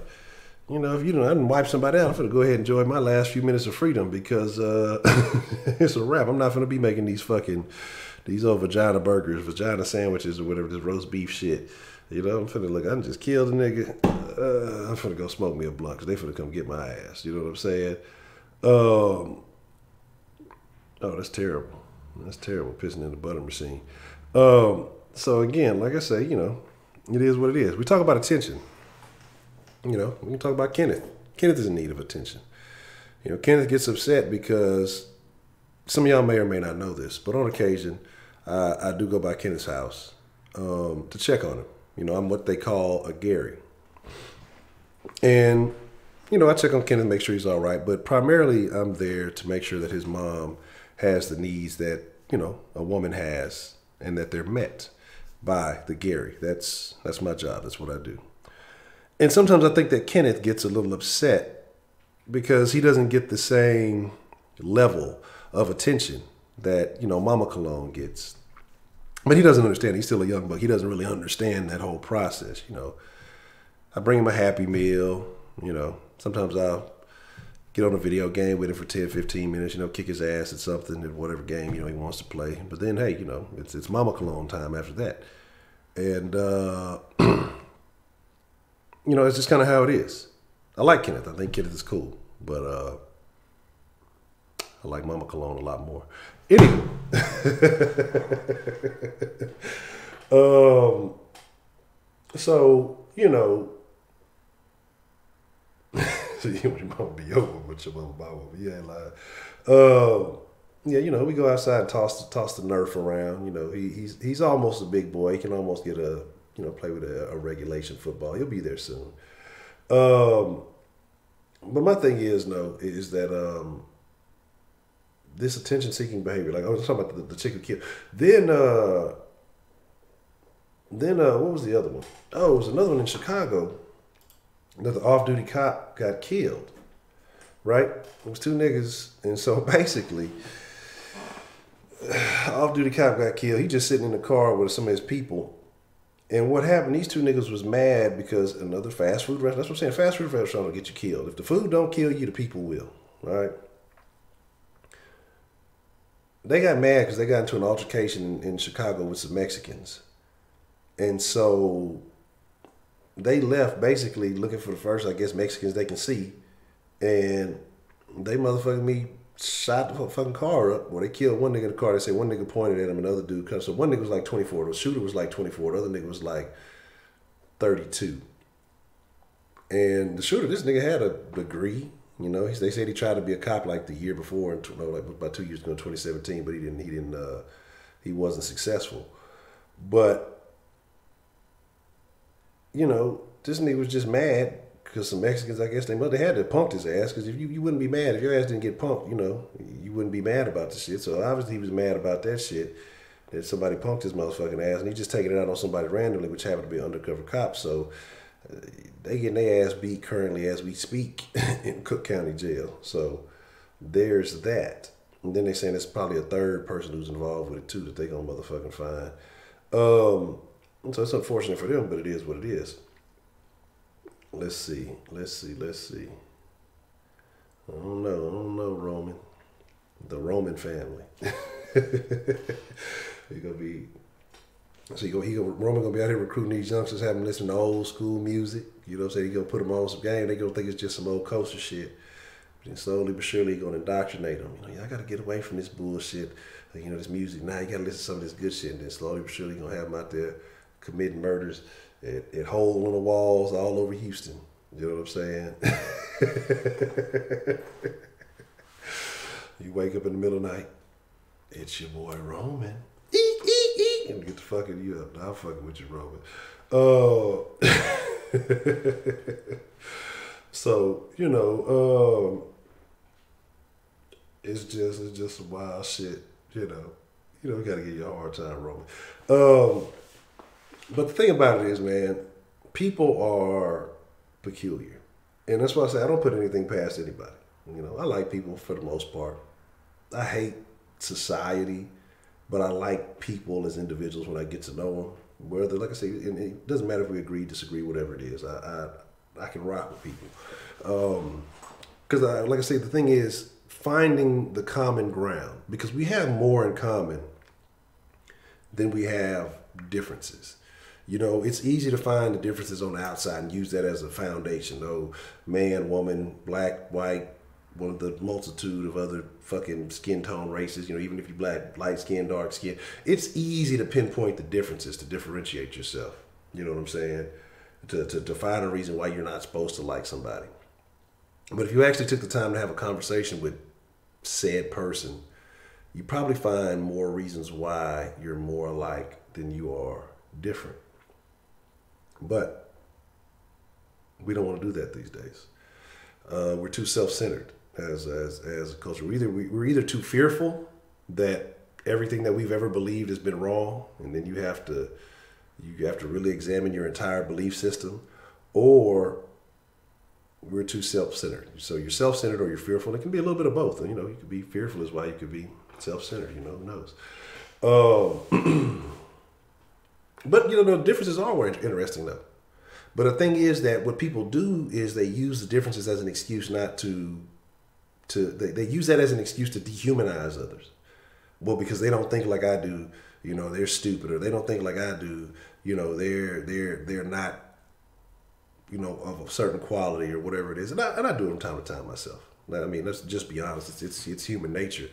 But even after I do it, I try to think about, well, I probably shouldn't have said that. But I said it, and I'll probably say it again. But is that how I feel 100%? If I probably met these as an individual basis, then no. But as a group, when you're looking at it as a generalization, it's probably true. But when you get down to the individuals themselves, you know, everybody's different. There's things that we're going to agree on and disagree on. So I think there's a whole lot of it. So there's that. I'm gonna write a movie. I'm finna send a script to my partner. I'm gonna tell him, look, man, you gotta do a horror movie. And it's gonna be called The Roman Killer. And he's gonna be like a real nice school kid by day. Gonna be like honor roll, top of the class, valedictorian type shit. You know what I'm saying? But at night, it's on. It's motherfucking me on like Donkey Kong. But I don't know. We got to figure out what his MO is. He has to have an MO. So I don't know. It's your boy Roman. Mixer is just like Twitch, basically playing video games, but primarily like Xbox. You can play any games on there. You know what I'm saying? Romantic. So Roman, it'll be like Roman going on dates, but then they always end up missing. Interesting. I don't know, man. I don't know about the mixer. Mixer may be a while, you know. I've been playing games here and there. I've been fucking with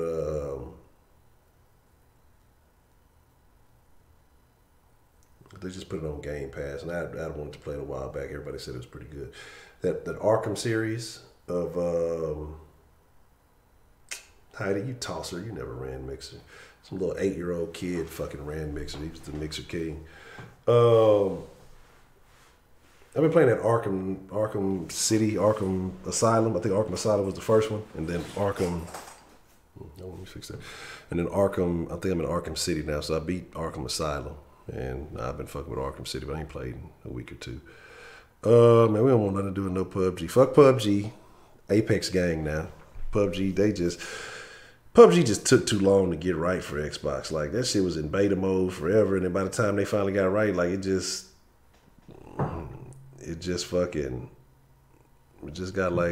got over with. Like, I mean, just lost the juice with that, man. It was all about human fall flat. Hitman 2 is out. I just downloaded, like, because I think you can play the first level for free.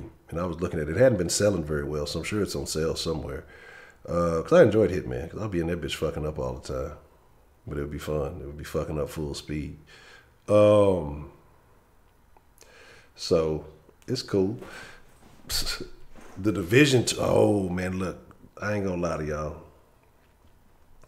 I played it when the little open beta came out. We had like 2 of them. I played it twice. Because I played that first Division a little bit, and it was like, all right, but that Division 2 is pretty dope. I ain't gonna lie to you, man. Because I'm cheap. I'm super cheap. And so, like, if I can find, like, a deal, I'll buy some shit. I'm just waiting. If I could find it under, like, $40, I'll fuck with it. It's been at about, like, I think the best I found so far is, like, $42. But, like I say, you say you played Hitman. Man. Let me see. But at what age do men start playing video games? Never. See, what you got that new Yoshi. What? Oh, stop. You got to understand this about me. Like, now, because of the generation in which games really started, it's become a part of the culture now, especially the way society's starting to embrace games now. Now that you got motherfuckers getting paid to be professional video game players, it's not gonna stop. It's gonna grow with age now. Like, it's depending on how old are you, Miss Thang, if you don't mind me asking. Yeah, it's a part of the culture now. You know, prior to, maybe not so much. They may play games less, but I think there will always be, as long as men enjoy like watching sports, if they're a gamer, they're gonna play games. So you know, you 40? Okay. I tell you, look, when you 40, say you like fuck with the XO, you a party animal. I gotta watch out for you. When I take my first trip to Canada, I know who I need to holler at for the plug.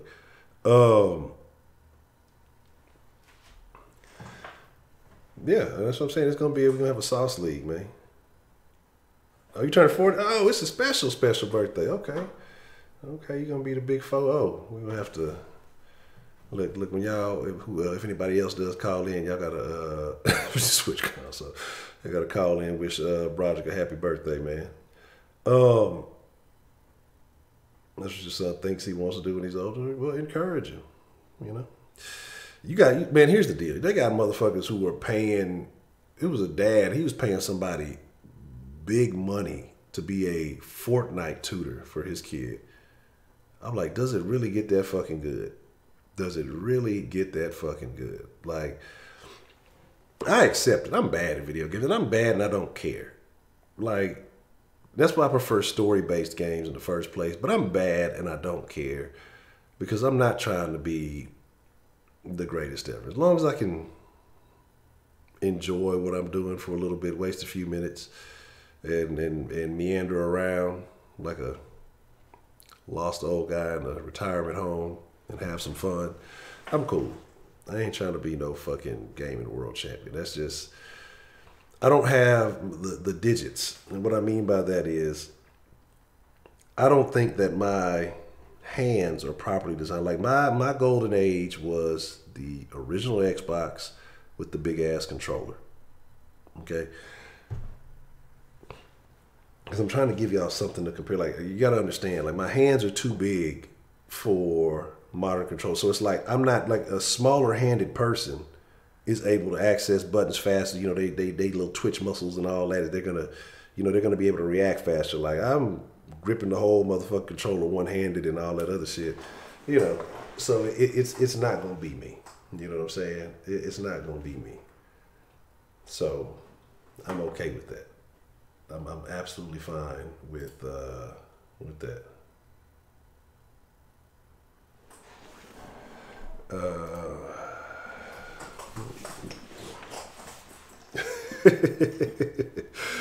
Y'all gonna get it. Y'all gonna figure it out. Damn, that's fucked up. Burn that man birthday cake. Y'all gonna figure it out. This ain't motherfucking Nickelodeon, all right? That's the only fucking slime that ever counted. All that other bullshit, I don't want to hear that shit. You heard me? Unless y'all on the field scoring touchdowns with the Texans, I don't want to hear that shit, goddammit. Y'all ain't on Family Feud. Not Family Feud. Look, I'm talking about Family Feud. Y'all ain't on Double Dare. Y'all ain't on motherfucking me. Oh, shit. Yeah, happy birthday. Okay, cool. I just see it. Just turned 12. Happy birthday. I forgot I started 15 minutes late today. What's the motherfucking deal? Happy birthday to Broderick Brooks. Happy 4.0. You know what I'm saying? So it don't sound so bad. You're entering a new phase. The 4.0 update. And, oh, word? Okay. So that's what's happening, man. Congratulations. And I hope that it's the greatest day or the greatest birthday ever. Now we're gonna send a strippergram to Broderick crib. Hey, there's gonna be bad business after that. But the thing about this is, look, I lost my train of thought. I was talking about gaming and some other shit. Oh, the slime shit, yeah. Like, if y'all ain't on, like I said, you ain't on Double Dare. I don't want to hear that shit. If you ain't cooking up the recipe for the kids, that little shit that they love now, I don't want to hear that shit. All that other shit. Look, I don't even want y'all niggas saying limes. You know what I'm saying? That's too close. I don't know what y'all on. You're trying to be funny. 335. You're gonna be mad. Who says she got a hair appointment? You're gonna wake up, see, you're gonna be mad. Like, what is this? But yeah, man. So attention is a motherfucker. Attention. Let's talk about it, man. You mentioned hair, right? What about the people who do the most with their hair? You see some outrageous styles, colors. I was in the Wally the other day, and I'm just looking, And I'm talking about this is late nights. This was after one of the dens. And I'm just kind of going through. I forgot what I had to go. The little one needed some snacks. There was something else that I need to grab. And I'm just going through this fucking store. And there wasn't that many people in there. You know, I couldn't count because, I mean, I'm sure people coming in and out. But for the small number of people that were in there were some very odd hairstyles. But again, you know, they say that the freaks come out at night and they're not always talking about sexually, talking about the weirdos too. So, I mean, that could be a thing. I mean, as I was out there, they could be saying, hey, look at this guy with his dreadlocks. He's probably got a weave in him. So they could talk about me too. But I'm just talking about like the colors. I don't know if Ninja got motherfuckers on this colored hair shit. Motherfuckers out here looking like roosters and shit. But fucking it's odd. You see, we've seen the ghetto ass picture with the chick with the Oreo hairstyle. You see motherfuckers with orange hair. You see this fucking highlighter yellow. It's not even blonde. It should be just highlighter yellow fucking hair. You know, just the shit that motherfuckers do for attention. Like, you know, that shit ain't natural. But the thing about that, you ever notice that the people who do the most awkward shit with their hair?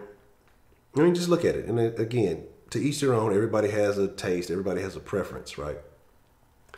And I'm not necessarily saying the reds. Red is something I've seen a lot of people do. But for the most part, the people who go get these far-fetched, just extremely unnatural colors, don't you realize they're some of the funniest looking people already?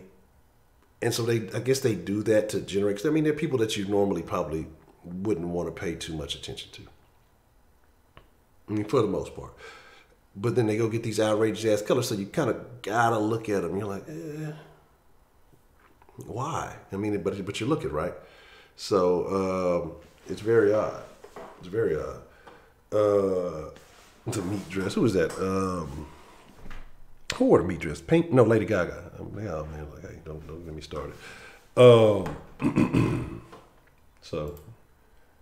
there's that.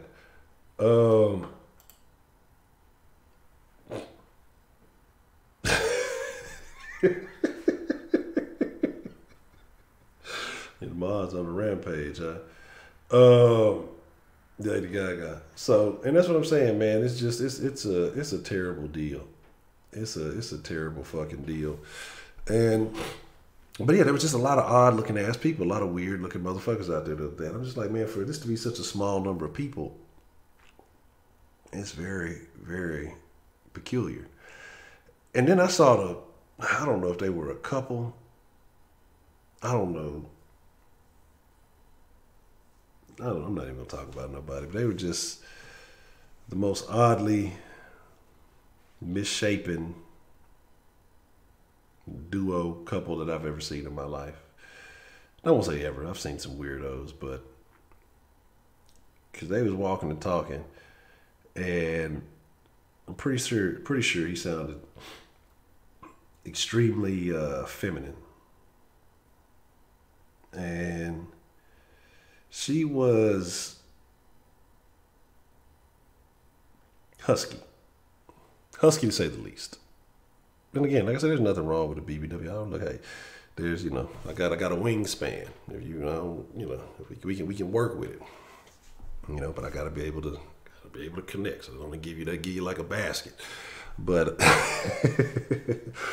but she was definitely, that's one I've never really understood.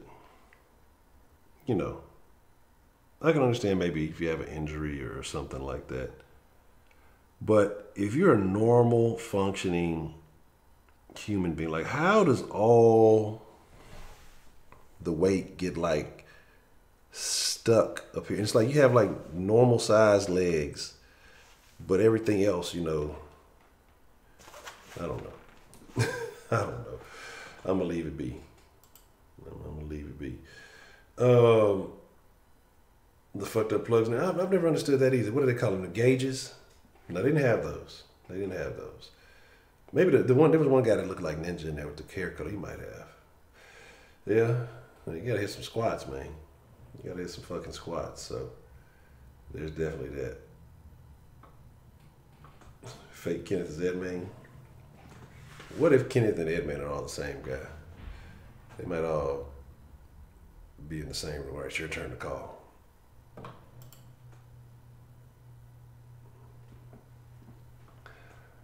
I don't know. That would be something that you would have to find out for yourself.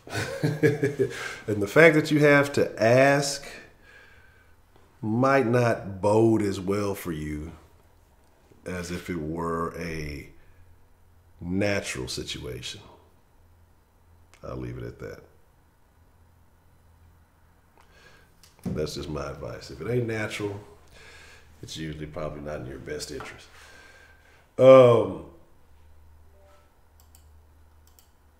So, what if fake Kenneth is Edman and fake Edman is Kenneth? Plot thickens. It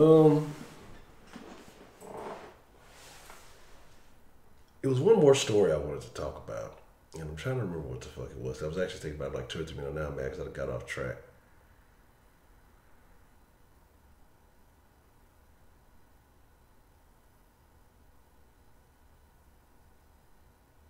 Oh well, it is what it is. Is there a fake Edman? No, I don't think there is. I think Edman is the fake Edman. I don't know, man. You gotta try. I mean, you take that risk into your own hands. I cannot tell you what decisions to make, or if I do tell you what decisions to make, they're not going to be in your best interest. That's to the texter, not to the rest of the chat. I probably won't have your best interest in mind. I think that's what we're going to need to do. We need to have a day of just bad advice. I'm just going to pick a random day, and anybody who calls in that day, I'm just going to give them just the worst possible fucking advice that I can come up with. But that's for right now. It's not that time. Except when Edman calls. Anytime Edman calls in, I got to give him bad advice. Kenneth, I'm 50-50 with Kenneth. I try to give Kenneth good advice, but Kenneth ass don't be listening. So, you know, I got to make sure Mama Cologne hears me. Cologne. Let's say, you think Roman is Kenneth personality? No, Lee is Edman. Yeah, Bruh Lee is Edman. He called in and told us he uses the Bruh Lee account when he's feeling weird.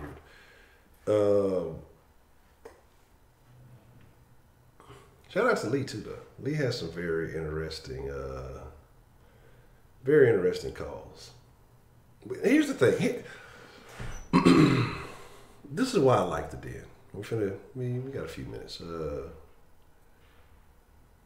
I was wondering the same thing, 335. I've been wondering the same. It was funny because I was thinking about that. Yes, every couple of weeks I think about it. Ernest used to have some great calls. Ernest would call in with some very, very good points.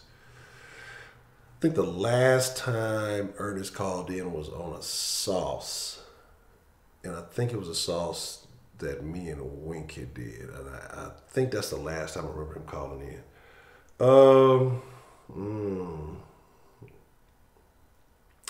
I don't know about that one, Heidi.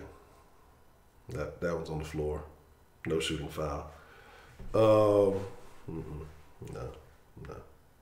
Out of bounds.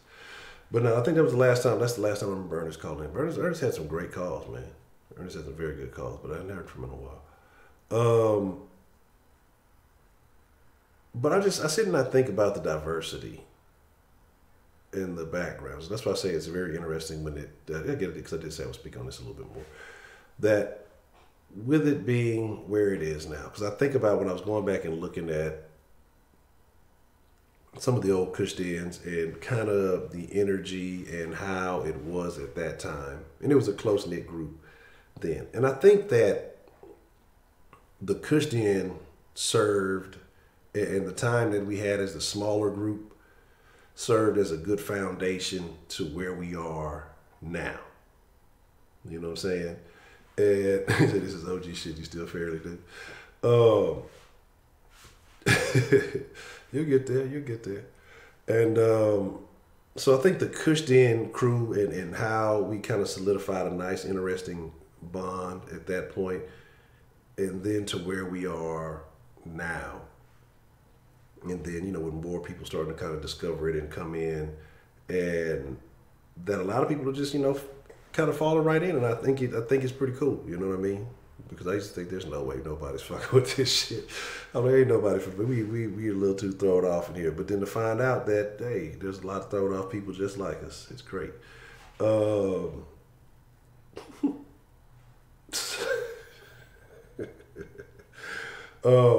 And I think that's cool, man. And I think that bodes well for the future of the Kush Den to a point. I think yeah, we got to be careful. I'm telling you, like, I'm always gonna have my eyes open for alternative platforms, because we know how YouTube is. You got to say the wrong thing one time, and I've probably said it 1,000 times. You just got to have the right motherfucker pay attention. They're gonna log in one day, and it's a wrap. So I got to keep my mind open. Ali, what's the motherfucking deal? What? I've never said that word ever. Cool, Amber. I've never said that.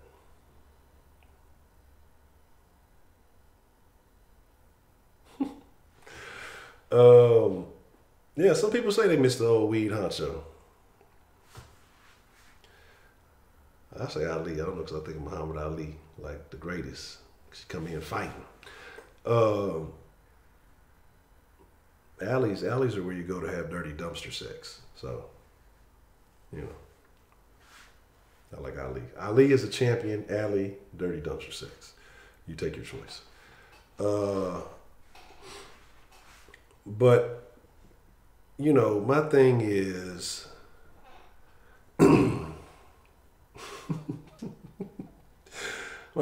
man, I just, like I say, I do appreciate all y'all who have been fucking with it, who have been rocking with it. Because like I said, I think we got something cool going on here. And I've been debating, but I think it's some stuff I want to start doing with the den. But I think ideally it'll probably be better to wait until the summertime. And because the little one, she's usually gone for the summer. And that way I'll be able to kind of, I got some new ideas, but it's going to take some more time and things like that. And so I kind of cater my schedule to, you know, when she gets home, make sure, you know, we spend some learning time, and, you know, being hands-on with the education is very important to me. So sometimes that's why sauces get missed or whatever else it is. But some of the plans that I have for some future dens, it's going to be real dope. And so this summer is going to be real cool. Look, I get the dumpster first. You can have it when I'm done with it, you know. I got prime dumpster real estate all over America. You know, if you need the, you know, the dumpster hookup, I got you on the low. That's funny. Do some prank calls. That'll be interesting. Like, they gonna call back. Who the fuck is this? Is this the den? Did somebody call you? But here's the deal. We got about 5 more minutes before we wrap it up. I owe y'all that. So I got to start a few minutes. I had y'all on hold a few minutes early. I have a question. Since we just here, we kind of a small group this evening, and like I said, I like to take opinions, because again, it's about y'all. You know. Now I take constructive criticism. I like to have input. I don't take everything everybody says, but it is about growth. It is about doing something special and different. But I want to.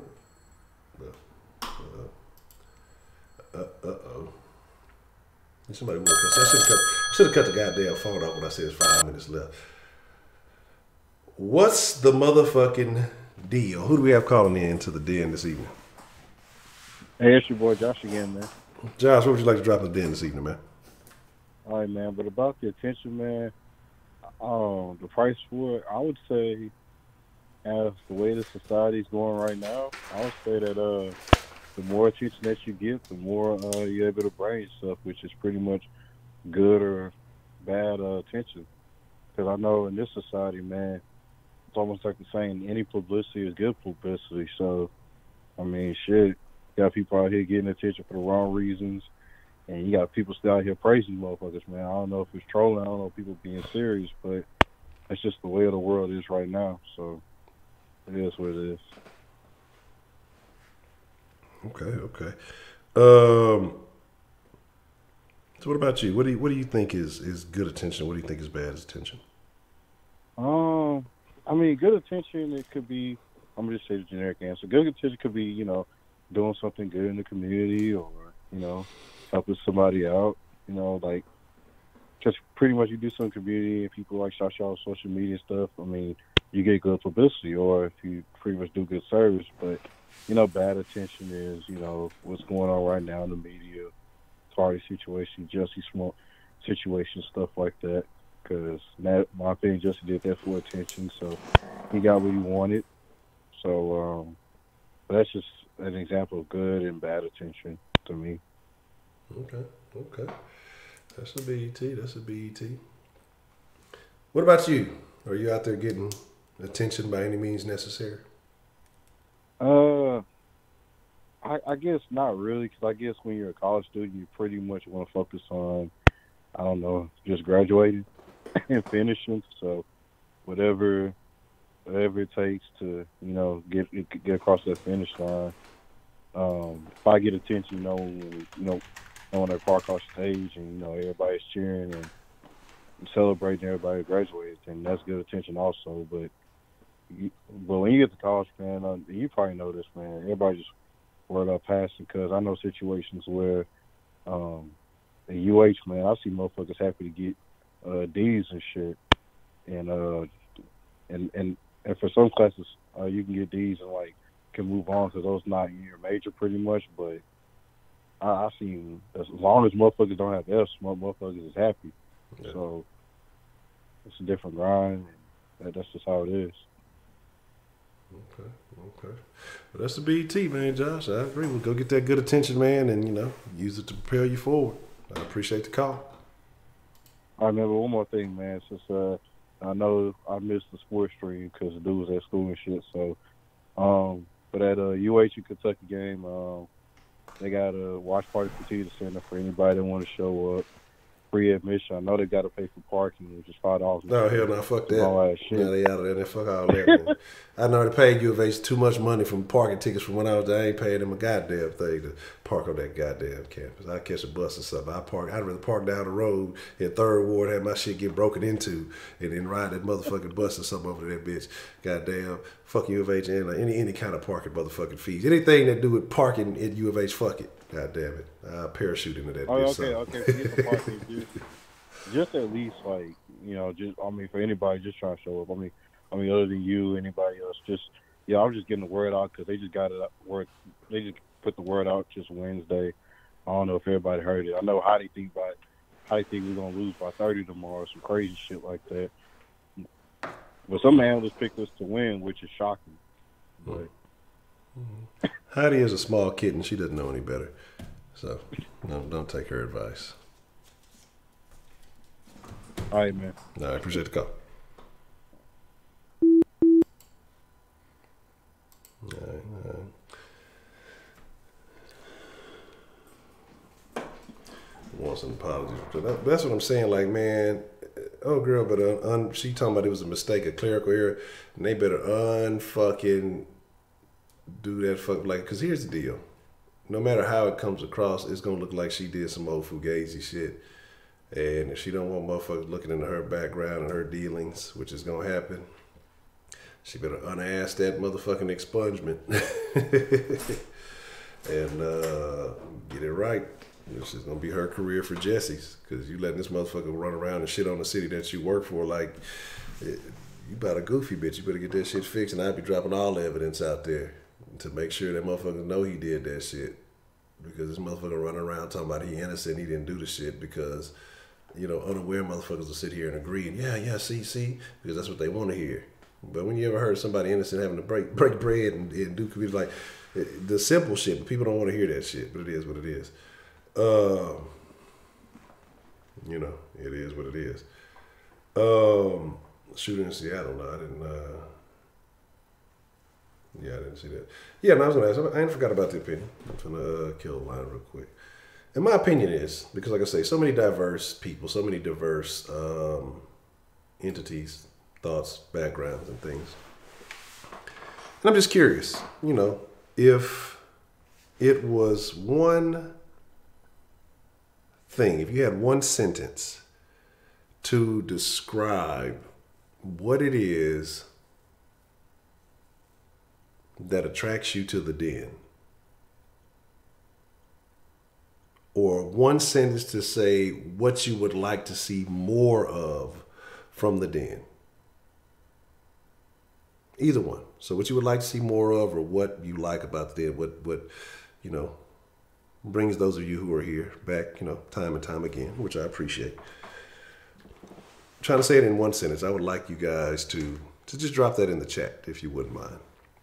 Because like I say, I just try to, you know, put things together to understand what it is and why. So people discussing different opinions, popcorn shrimp. Say more people other than man up on occasion. Voice, slime. Okay. Well, I can always give you plenty of voice. That's one thing I have, an almost unlimited supply. I'll run out of that motherfucker sometimes.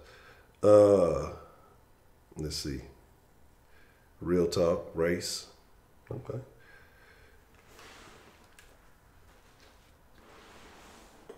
Damn, that's fucking wild. So the white dude started walking down the street, killed the driver, passing by, shot the neighbor, shot the bus driver. God damn, I didn't hear about that. Different POV. So many different folks. Community and fights. Sounds like the hood. Say it's so cool. It was all different points of view. Honcho, man, that link was on Jesse Mess. Something new came out and it's extra heavy. And I meant to get it because I forgot what the fuck I was doing. I seen it and then I don't know, I was distracted. So if you can post that again, shoot it to me, and I'll definitely want to check it out. Conversation, different points of views. Okay. Love advice, then stop. Stop with the tomfoolery. More ladies. Yeah, more ladies does make it much nicer. It's much better than the, I won't say necessarily much better, but more interesting than the sausage factory dens.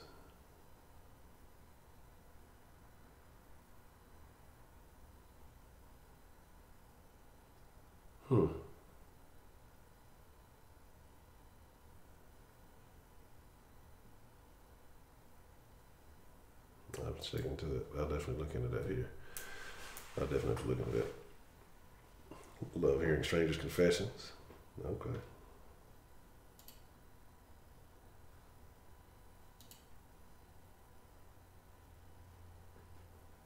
The community in the den.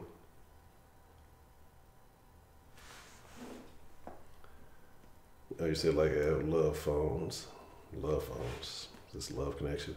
When people call in and talk about their romantic side, that man trying to steal advice so he can try to holler and use it at all the Asian women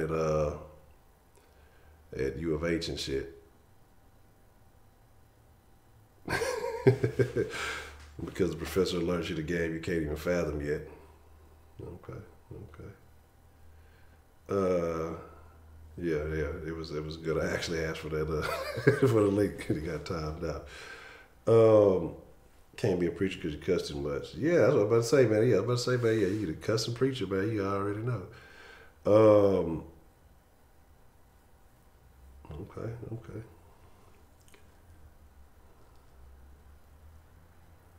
Say designated segments and games in the den. Okay, jot that down. That's interesting. That's definitely something I have been thinking about. Kind of making not necessarily the games part, but kind of having segments. You know, with it being a couple of hours, I think segments help segment the show. And I think that'll actually be good. You know, for when there's days, there's not a lot of, call activity. You come for the pistachios. Well, we'll see how many pistachios you have when you come back tomorrow. No, I'm fucking with you. Man, did y'all see the cussing preacher when he was talking to the little chick? He was calling all kind of dykes and shit like that. That man was going all the way in. So you never know where the dead lead you. Already. Oh man, yeah, and that's the thing, man. The den is, and it was cool, man. Because it does, man, and I think it just gives you that raw, that real conversation. It's a real thing, and again, like I say, y'all bring that, and it's good to hear, because I think so much of the world is scripted and fake, and there's an intention and a belief that, you know, an agenda that they're trying to push on you. I don't really feel like there's that agenda. I have my point of view, and people have their points of view. But the thing about it is, everybody doesn't have the same point of view, and that is, oh man, them motherfuckers called in trolling that night. Like I say, most of that shit sucked, but it was like 2 or 3 calls. Them motherfuckers had the accent or whatever. That shit was funny. Like, I couldn't help but laugh at that shit. That shit was fucking funny. Like I say, most of them were corny, like, but those that came with them couple of little jokes. Oh man, that shit was fucking funny. I ain't gonna lie. What she say is real conversation. Real people talking real shit. Okay.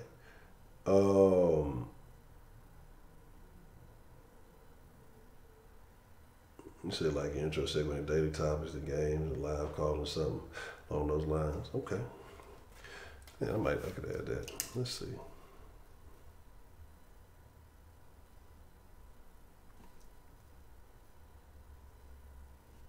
That actually could work.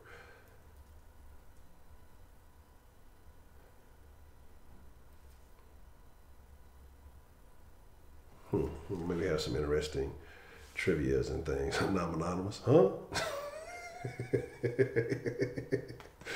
Huh?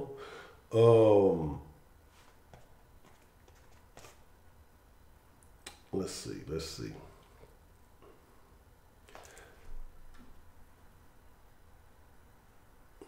Okay. And that deals with Jesse Peterson. I'm talking about the same sex is all good in the hood.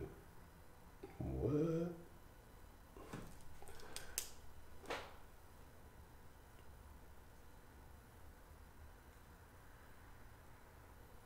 Hey man, you ain't playing no goddamn flag football.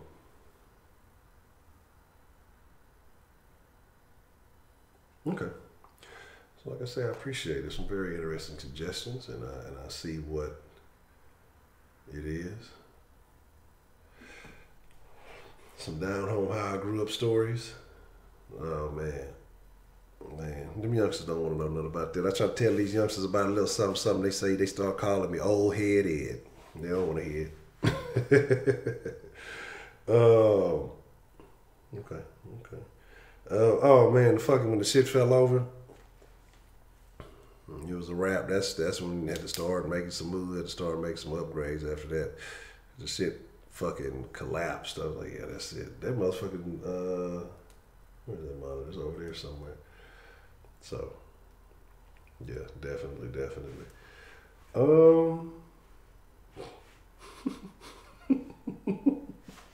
It's been some very interesting streams. Like I say, you know, most of the Christians I probably can't even fucking remember, but there's that. You know. All right, Miss Thang, good night. I appreciate you coming through. Have I seen Leaving Neverland? No, I haven't. I'm not gonna watch it. I'm probably not gonna watch it. Yeah, I gotta just get my timing right with the Soft Society, but we definitely gotta bring that back because Man Things is always a good conversation.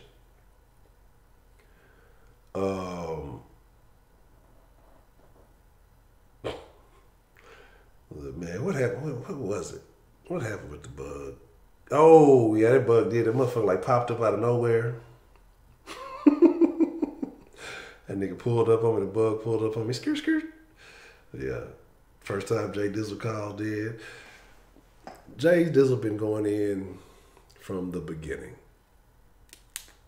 And that Jay Dizzle has definitely become a fixture of the den and the sauce. It's like it's not, you know, it's not quite complete. If Jay Dizzle don't call in and contribute. Oh, why you bullshitting? Why you bullshitting? Baby, why you bullshitting? Y'all don't know about that. Y'all don't know nothing about sugar free. That's that real pimp shit.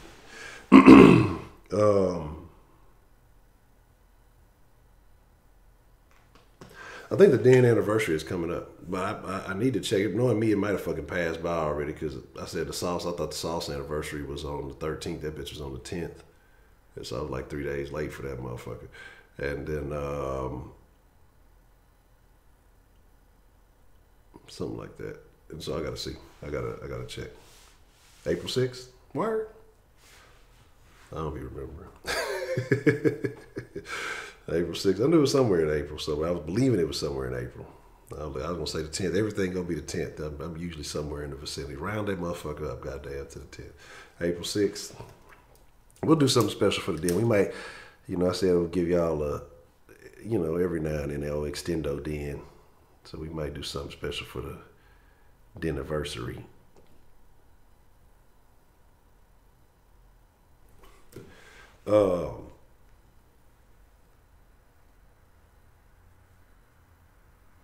What are you talking about? I gave you power. What would you like? What is your dilly dally?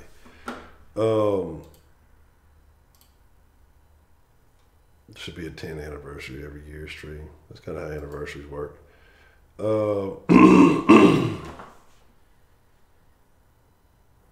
think that works. The 48 hours, shit.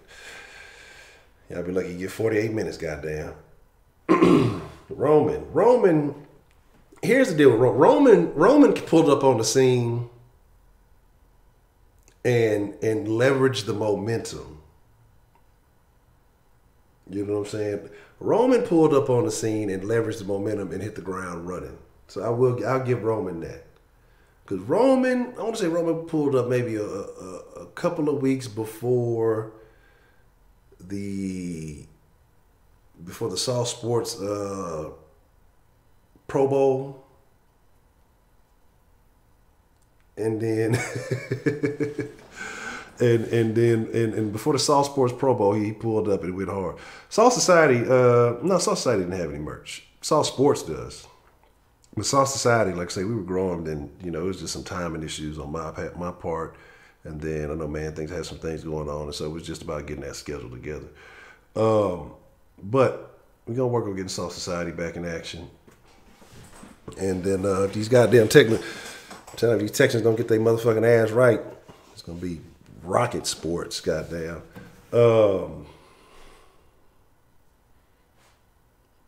See, 'cause these motherfucking Texans, though, they just the Texans is just, they just hurting me. I'm gonna be honest, like, I don't know, maybe because I do so much talking. That's why I like letting other people speak. Because I about to talk a lot. Like, when I tell you, I really don't be talking a whole lot. Outside of, you know. They keep trying to get me to look at this goddamn link. I'll check it out in a minute. Rashida gonna beat you up, though. I gave you power, and I can't help you. You know what I'm saying? You started it. I can't help you. I won't be able to save you.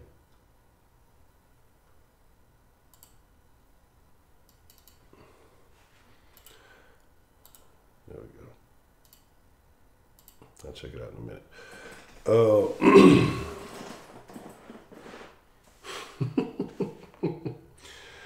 Man, look, it's just, it is what it is. So,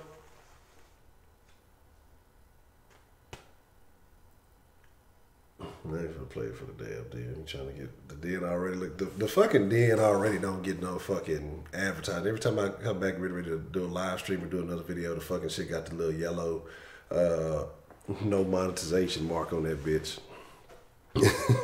Probably because I've been motherfucking cussing too much. Saying some shit that motherfuckers ain't supposed to be talking about.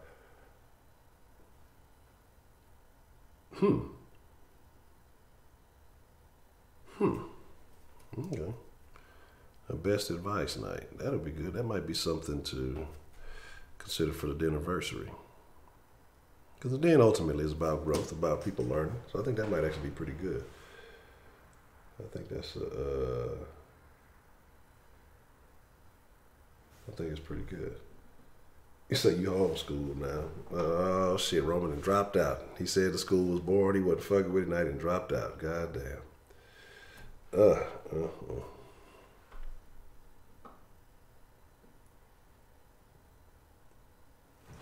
Let's see. Yeah, the draft should be interesting. The draft would be cool. Yeah, the first one was about, I mean, I can go back and look it up. It was about alimony, I think, when he was talking about should be in there, the judge should let you, the judge got to watch. And that died when you said that shit. I fucking died when he said that shit, man. He's like, yeah, and if you got to pay every month, you know, you should be able to get some pussy every month. Right there in the courtroom. Or not in the court, right there in the little room. In the judge office, something the judge got to watch. Man, when I say I was dead, I think that shit's still on. That shit's still probably on the Instagram. But when I say that shit was so fucking funny, I'm going to get back to doing that, though. I am going to get back to doing the calls and all that shit. I'm going to get back to chopping up the calls and posting them in the Facebook group. Just for, you know, everybody who can't, you know, can't stay the whole time. The calls are always very interesting. I have to get a more efficient method of taking notes. Because like I said, I jot down all the notes and stuff, and I timestamp it here. But then I go back and go check it out. But here is the deal. I appreciate you all, and I thank you all. Yeah, I definitely do need to do a notepad. That probably would be the easier way to do it.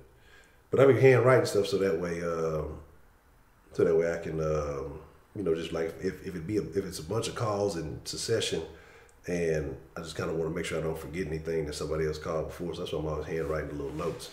But I definitely need to just put it on a notepad, and that way when I'm done, like after the whatchamacallit.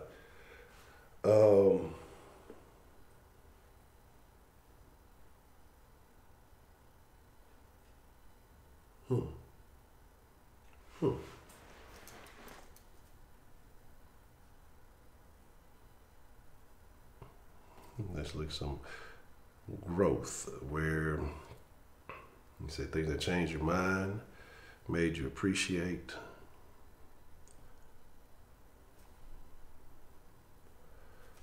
And I think some of you youngsters, y'all don't know nothing about appreciation. Y'all know all about attention. Don't know nothing about appreciation though.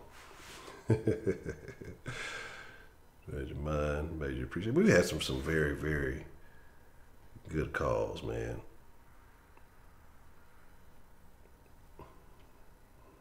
What you learned that you know nothing about.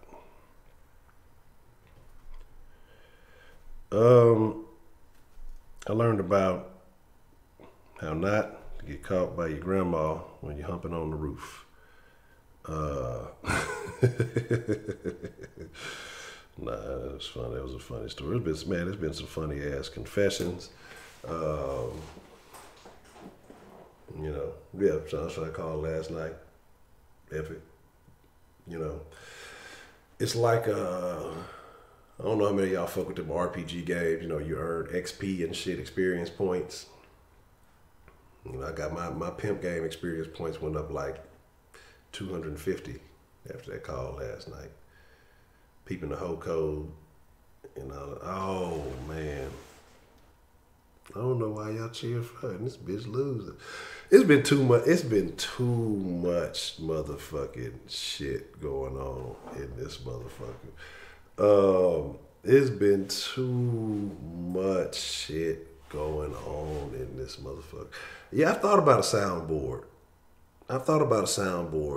And I'm kind of mad now. And I'm sitting there thinking about it because I went and I got the Stream Deck, the little mini Stream Deck, and you can kind of do a soundboard on that. But now I'm like, shit, I need the big bitch. But just hit that up with the soundboard. So that's definitely something. Oh, you know they have digital ones too. So maybe I'm looking at something like I'm gonna figure something out. Because the two things that I'm looking at right now, before I get ready to wrap it up, you know, like I said, I like to be very open with y'all, as transparent as I can be. Without being, you know, too transparent. Y'all in my damn business. But like I said, I gotta figure out the mixer situation. In a sense, what I say with the mixer, I guess, I don't even know if it's the mixer. I'm looking at methods that way. I don't know if I'm gonna stop using Skype, but what am I have to do? Because if I sit down for it, I'm sure I can think it out and just put it all together in my head. I really ain't been taking the time like I need to. But so that way, like if I have a guest on, because the thing is, when you have a guest on, or the way that I use, you know, the phone or whatever, if it's just me, of course I can hear it because I can use the desktop app and just do it. But if I have a guest on, then I have to use the I have to use it, you know, via the phone, so that way it comes from the same source as the mic or whatever will come through. And so what I'm trying to do is find a more efficient way,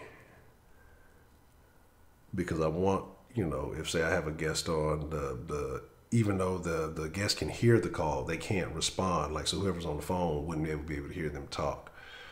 And as I've been on this journey dealing with this problem, I've learned about different types of auxiliary cords and TS, TRS, and TRRS, and all this other various shit. So again, so like I said, I don't know if it's a combination of that, if it's maybe switching up the type of mixer that I'm using, maybe find something that I can actually plug through one of the audio ports in the PC as opposed to USB, because USB, I think it's only like a one-way type deal when you're dealing with audio, so it's hard for them to be able to hear. So like I said, once I get that, I think that'll really be a big improvement, more so in the sauce, because we're just more, you know, with the round table and everything on the sauce. But I think that'll be good here too, because eventually I do want to have guests on, but like I say, it would be a little bit different. And as far as being able to hear and do all of that stuff, like, you know, I kind of got to be a little janky with it sometimes, but I want to get that fixed, so we'll get it on. Let's see. Oh, Hector and the Hugh Jackson boy. City moderators bully. Y'all, hold on. Who bullying Rashida? Who bullying Rashida?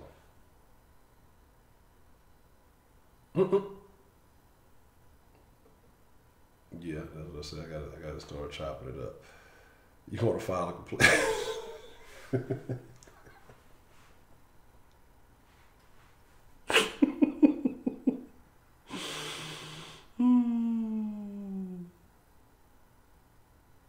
Let me know who I got to handle. You know, y'all know I ain't gonna take no flack off y'all trying to harass Rashida. You know, we ain't gonna have that.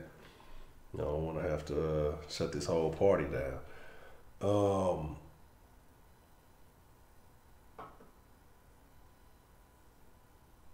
Let's see. Chopping screw for you. It's been some crazy calls here. Man, that's the thing though.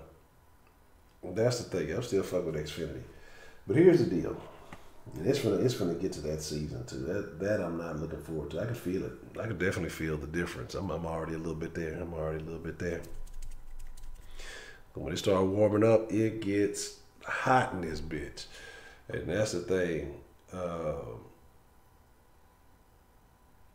Put a fan in this bitch. I got a silent fan, all that shit. The shit just, either the fan don't make the cut because it ain't strong enough, or if it is too strong, it make too much goddamn noise.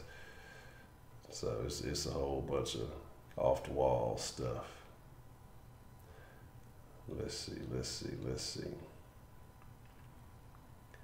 All right, hold on. You know, the handkerchief. But see, the thing about it is where I'm at, I don't have a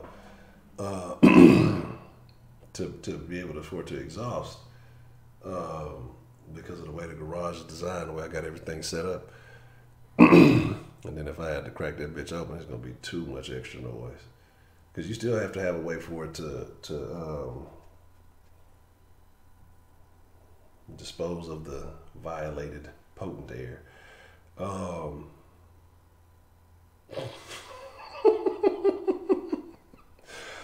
the king of the world in this bitch.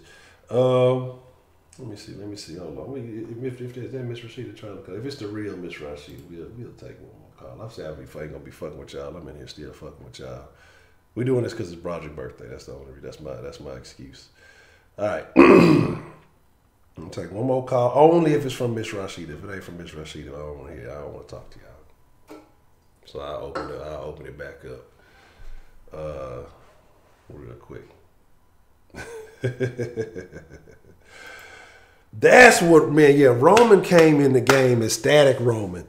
And somebody was saying Roman was in an aluminum foil house or some shit like that. Something of that nature. You know what I'm saying? Yeah, look, you get them free alcoholic drinks, you end up getting Cardi B, popcorn Roman. Oh man, yeah, they was giving my boy Roman a hard time, man. That shit was funny though. But Roman was shit. Y'all couldn't stop. That shit wouldn't stop at Roman. You know what I'm saying? Roman was like, shit, y'all ain't got nothing for me, man.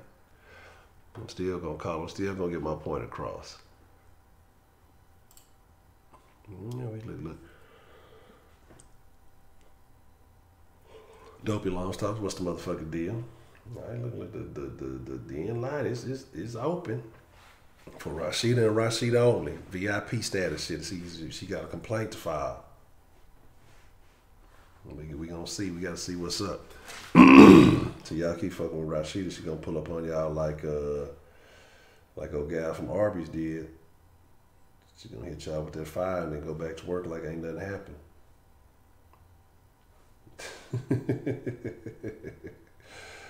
Oh man, that's funny.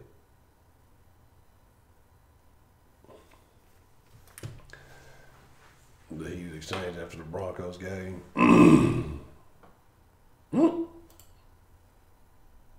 But yeah, man. All right, we gotta give it 2-3 more minutes. Let me see where we at. About 2 more minutes. And if no call, then we gonna get ready to wrap it up. But yeah, man, that's some good ideas, some good shit. Like I said, because it's about growth, it's about improvement. I don't ever want to get stagnant, and I just want to make sure it stays enjoyable. You know, the conversation is always good. As long as it's, like I say, the friends in the den are here, it's always a good conversation. I gave you power, goddamn, I'm not gonna play that link. You know what I mean? Look, I'm trying to get my whole 32 cents from this video. God damn it. You trying to get me demonetized. I'm gonna have to pay 42 cents. I'm gonna have to owe them a dime. I'm not playing. I don't fuck with no copyright, nothing. No Article 13, no nothing. That's what I say. That's why I'm waiting on the call. Oh, we got fake receipt. Man, that's bad. When you got fake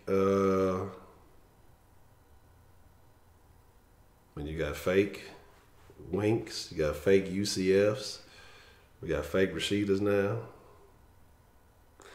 Oh man. Yeah, those saying something, but I ain't quite catch it. That's not Winky called it and said something. And fake news. And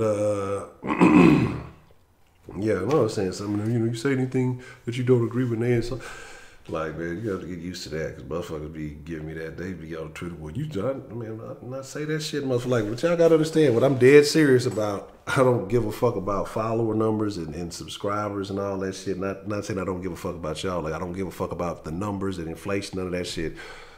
My thing is the content, the exchange, and conversation. So if you come at me on some stupid ass shit, man, I have no problem telling you, man, fuck off. Get the fuck up out of here. You don't have to fuck with, like, my feelings are not hurt if you don't like what the fuck I do. Like, my feelings are not hurt if you don't fuck with what I do. Like, that's what people got to understand. Like, I'm not here, well, you don't have 1,000 people following. I don't give a fuck. I don't care if it's 3 motherfuckers following me on Twitter. Like, that shit, like,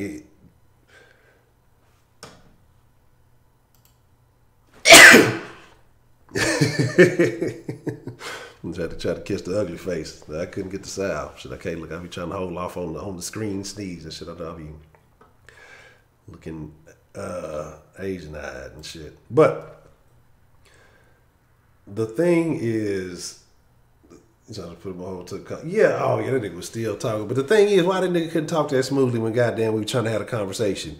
Well, what I think, but they just answer the question with a straight up. And like I say, it's not I don't just like to do, but my deal is this. One, you know, if I'm expecting something, or you said, you're gonna come through, whatever. And like I said the other day, and then you just don't, my bad, I fell asleep. You can't hit a motherfucker with, hey man, my fault. I didn't come through, or hey, my fault, man, I apologize. And then you comment on some shit that I'm commenting on, you acting like you don't see a nigga when I comment, like, well, what happened with you last night? You just gonna avoid the question, but then you go call in. Like, come on, man, get the fuck on. Like get the fuck on with that tomfoolery, and that's my deal. And then motherfucker, somebody in the chat, you didn't even give him a chance. That motherfucker had 11 minutes. He had twice the time of somebody else did. He was still talking after a motherfucker clicked over and clicked back. Like, come on, man. Like, stop with the nonsense, man. Stop with the fucking nonsense. Oh, my God. Oh, my God.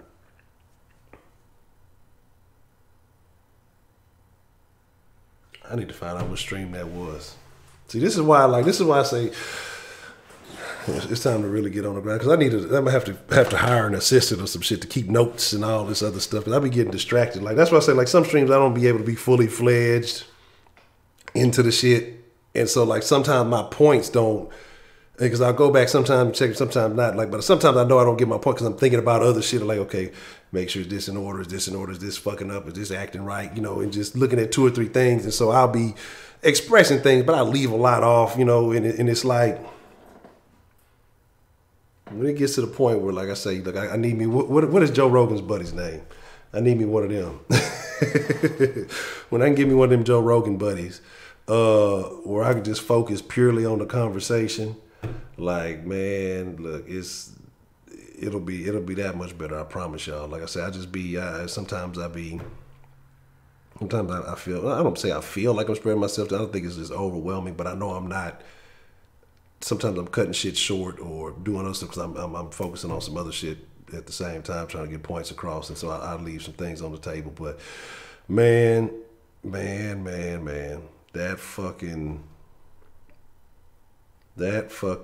one right there. Because I think it was me, him, and I think Tenny was on that one too.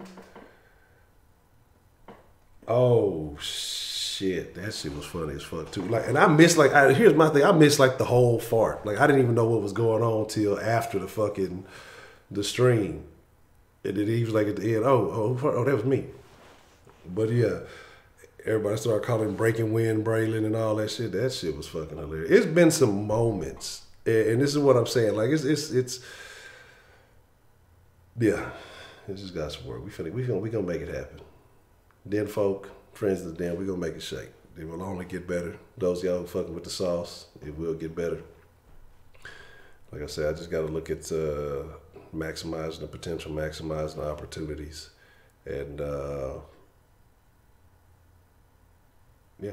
It'll be good. Motherfuckers be having titles for a reason. Like, I used to be looking at this shit. This motherfucker don't do shit. This motherfucker got these titles. They don't do shit. But yeah, motherfuckers got a title for a reason, goddamn. That shit was funny as shit. Just for talking, you just see we Skype back up, pop up for 2 seconds to fart.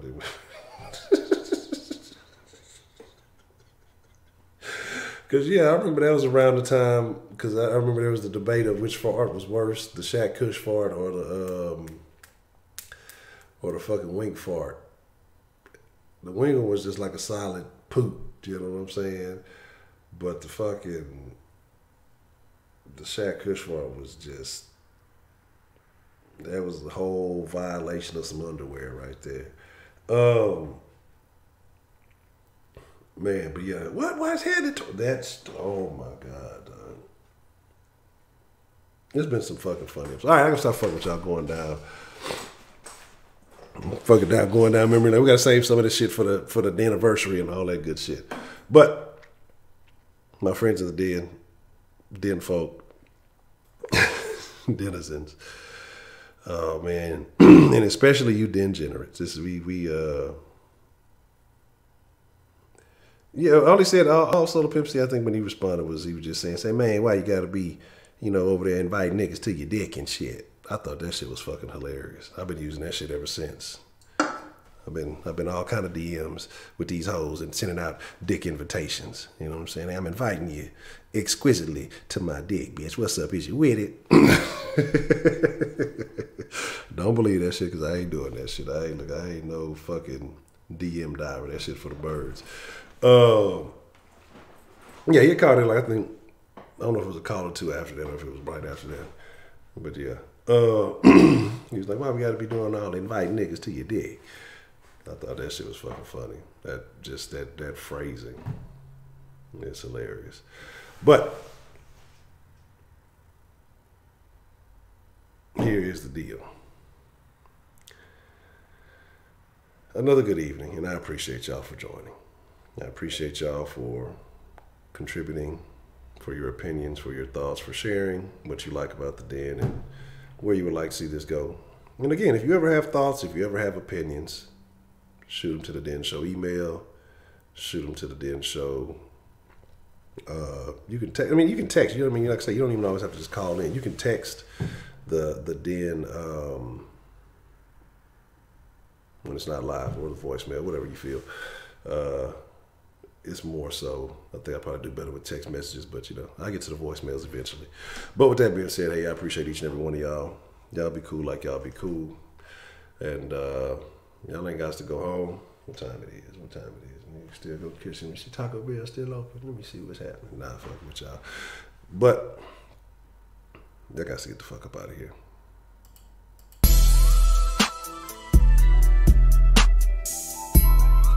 What y'all doing? Y'all still in here? What's really going down? Hold up. All right, I'm gone.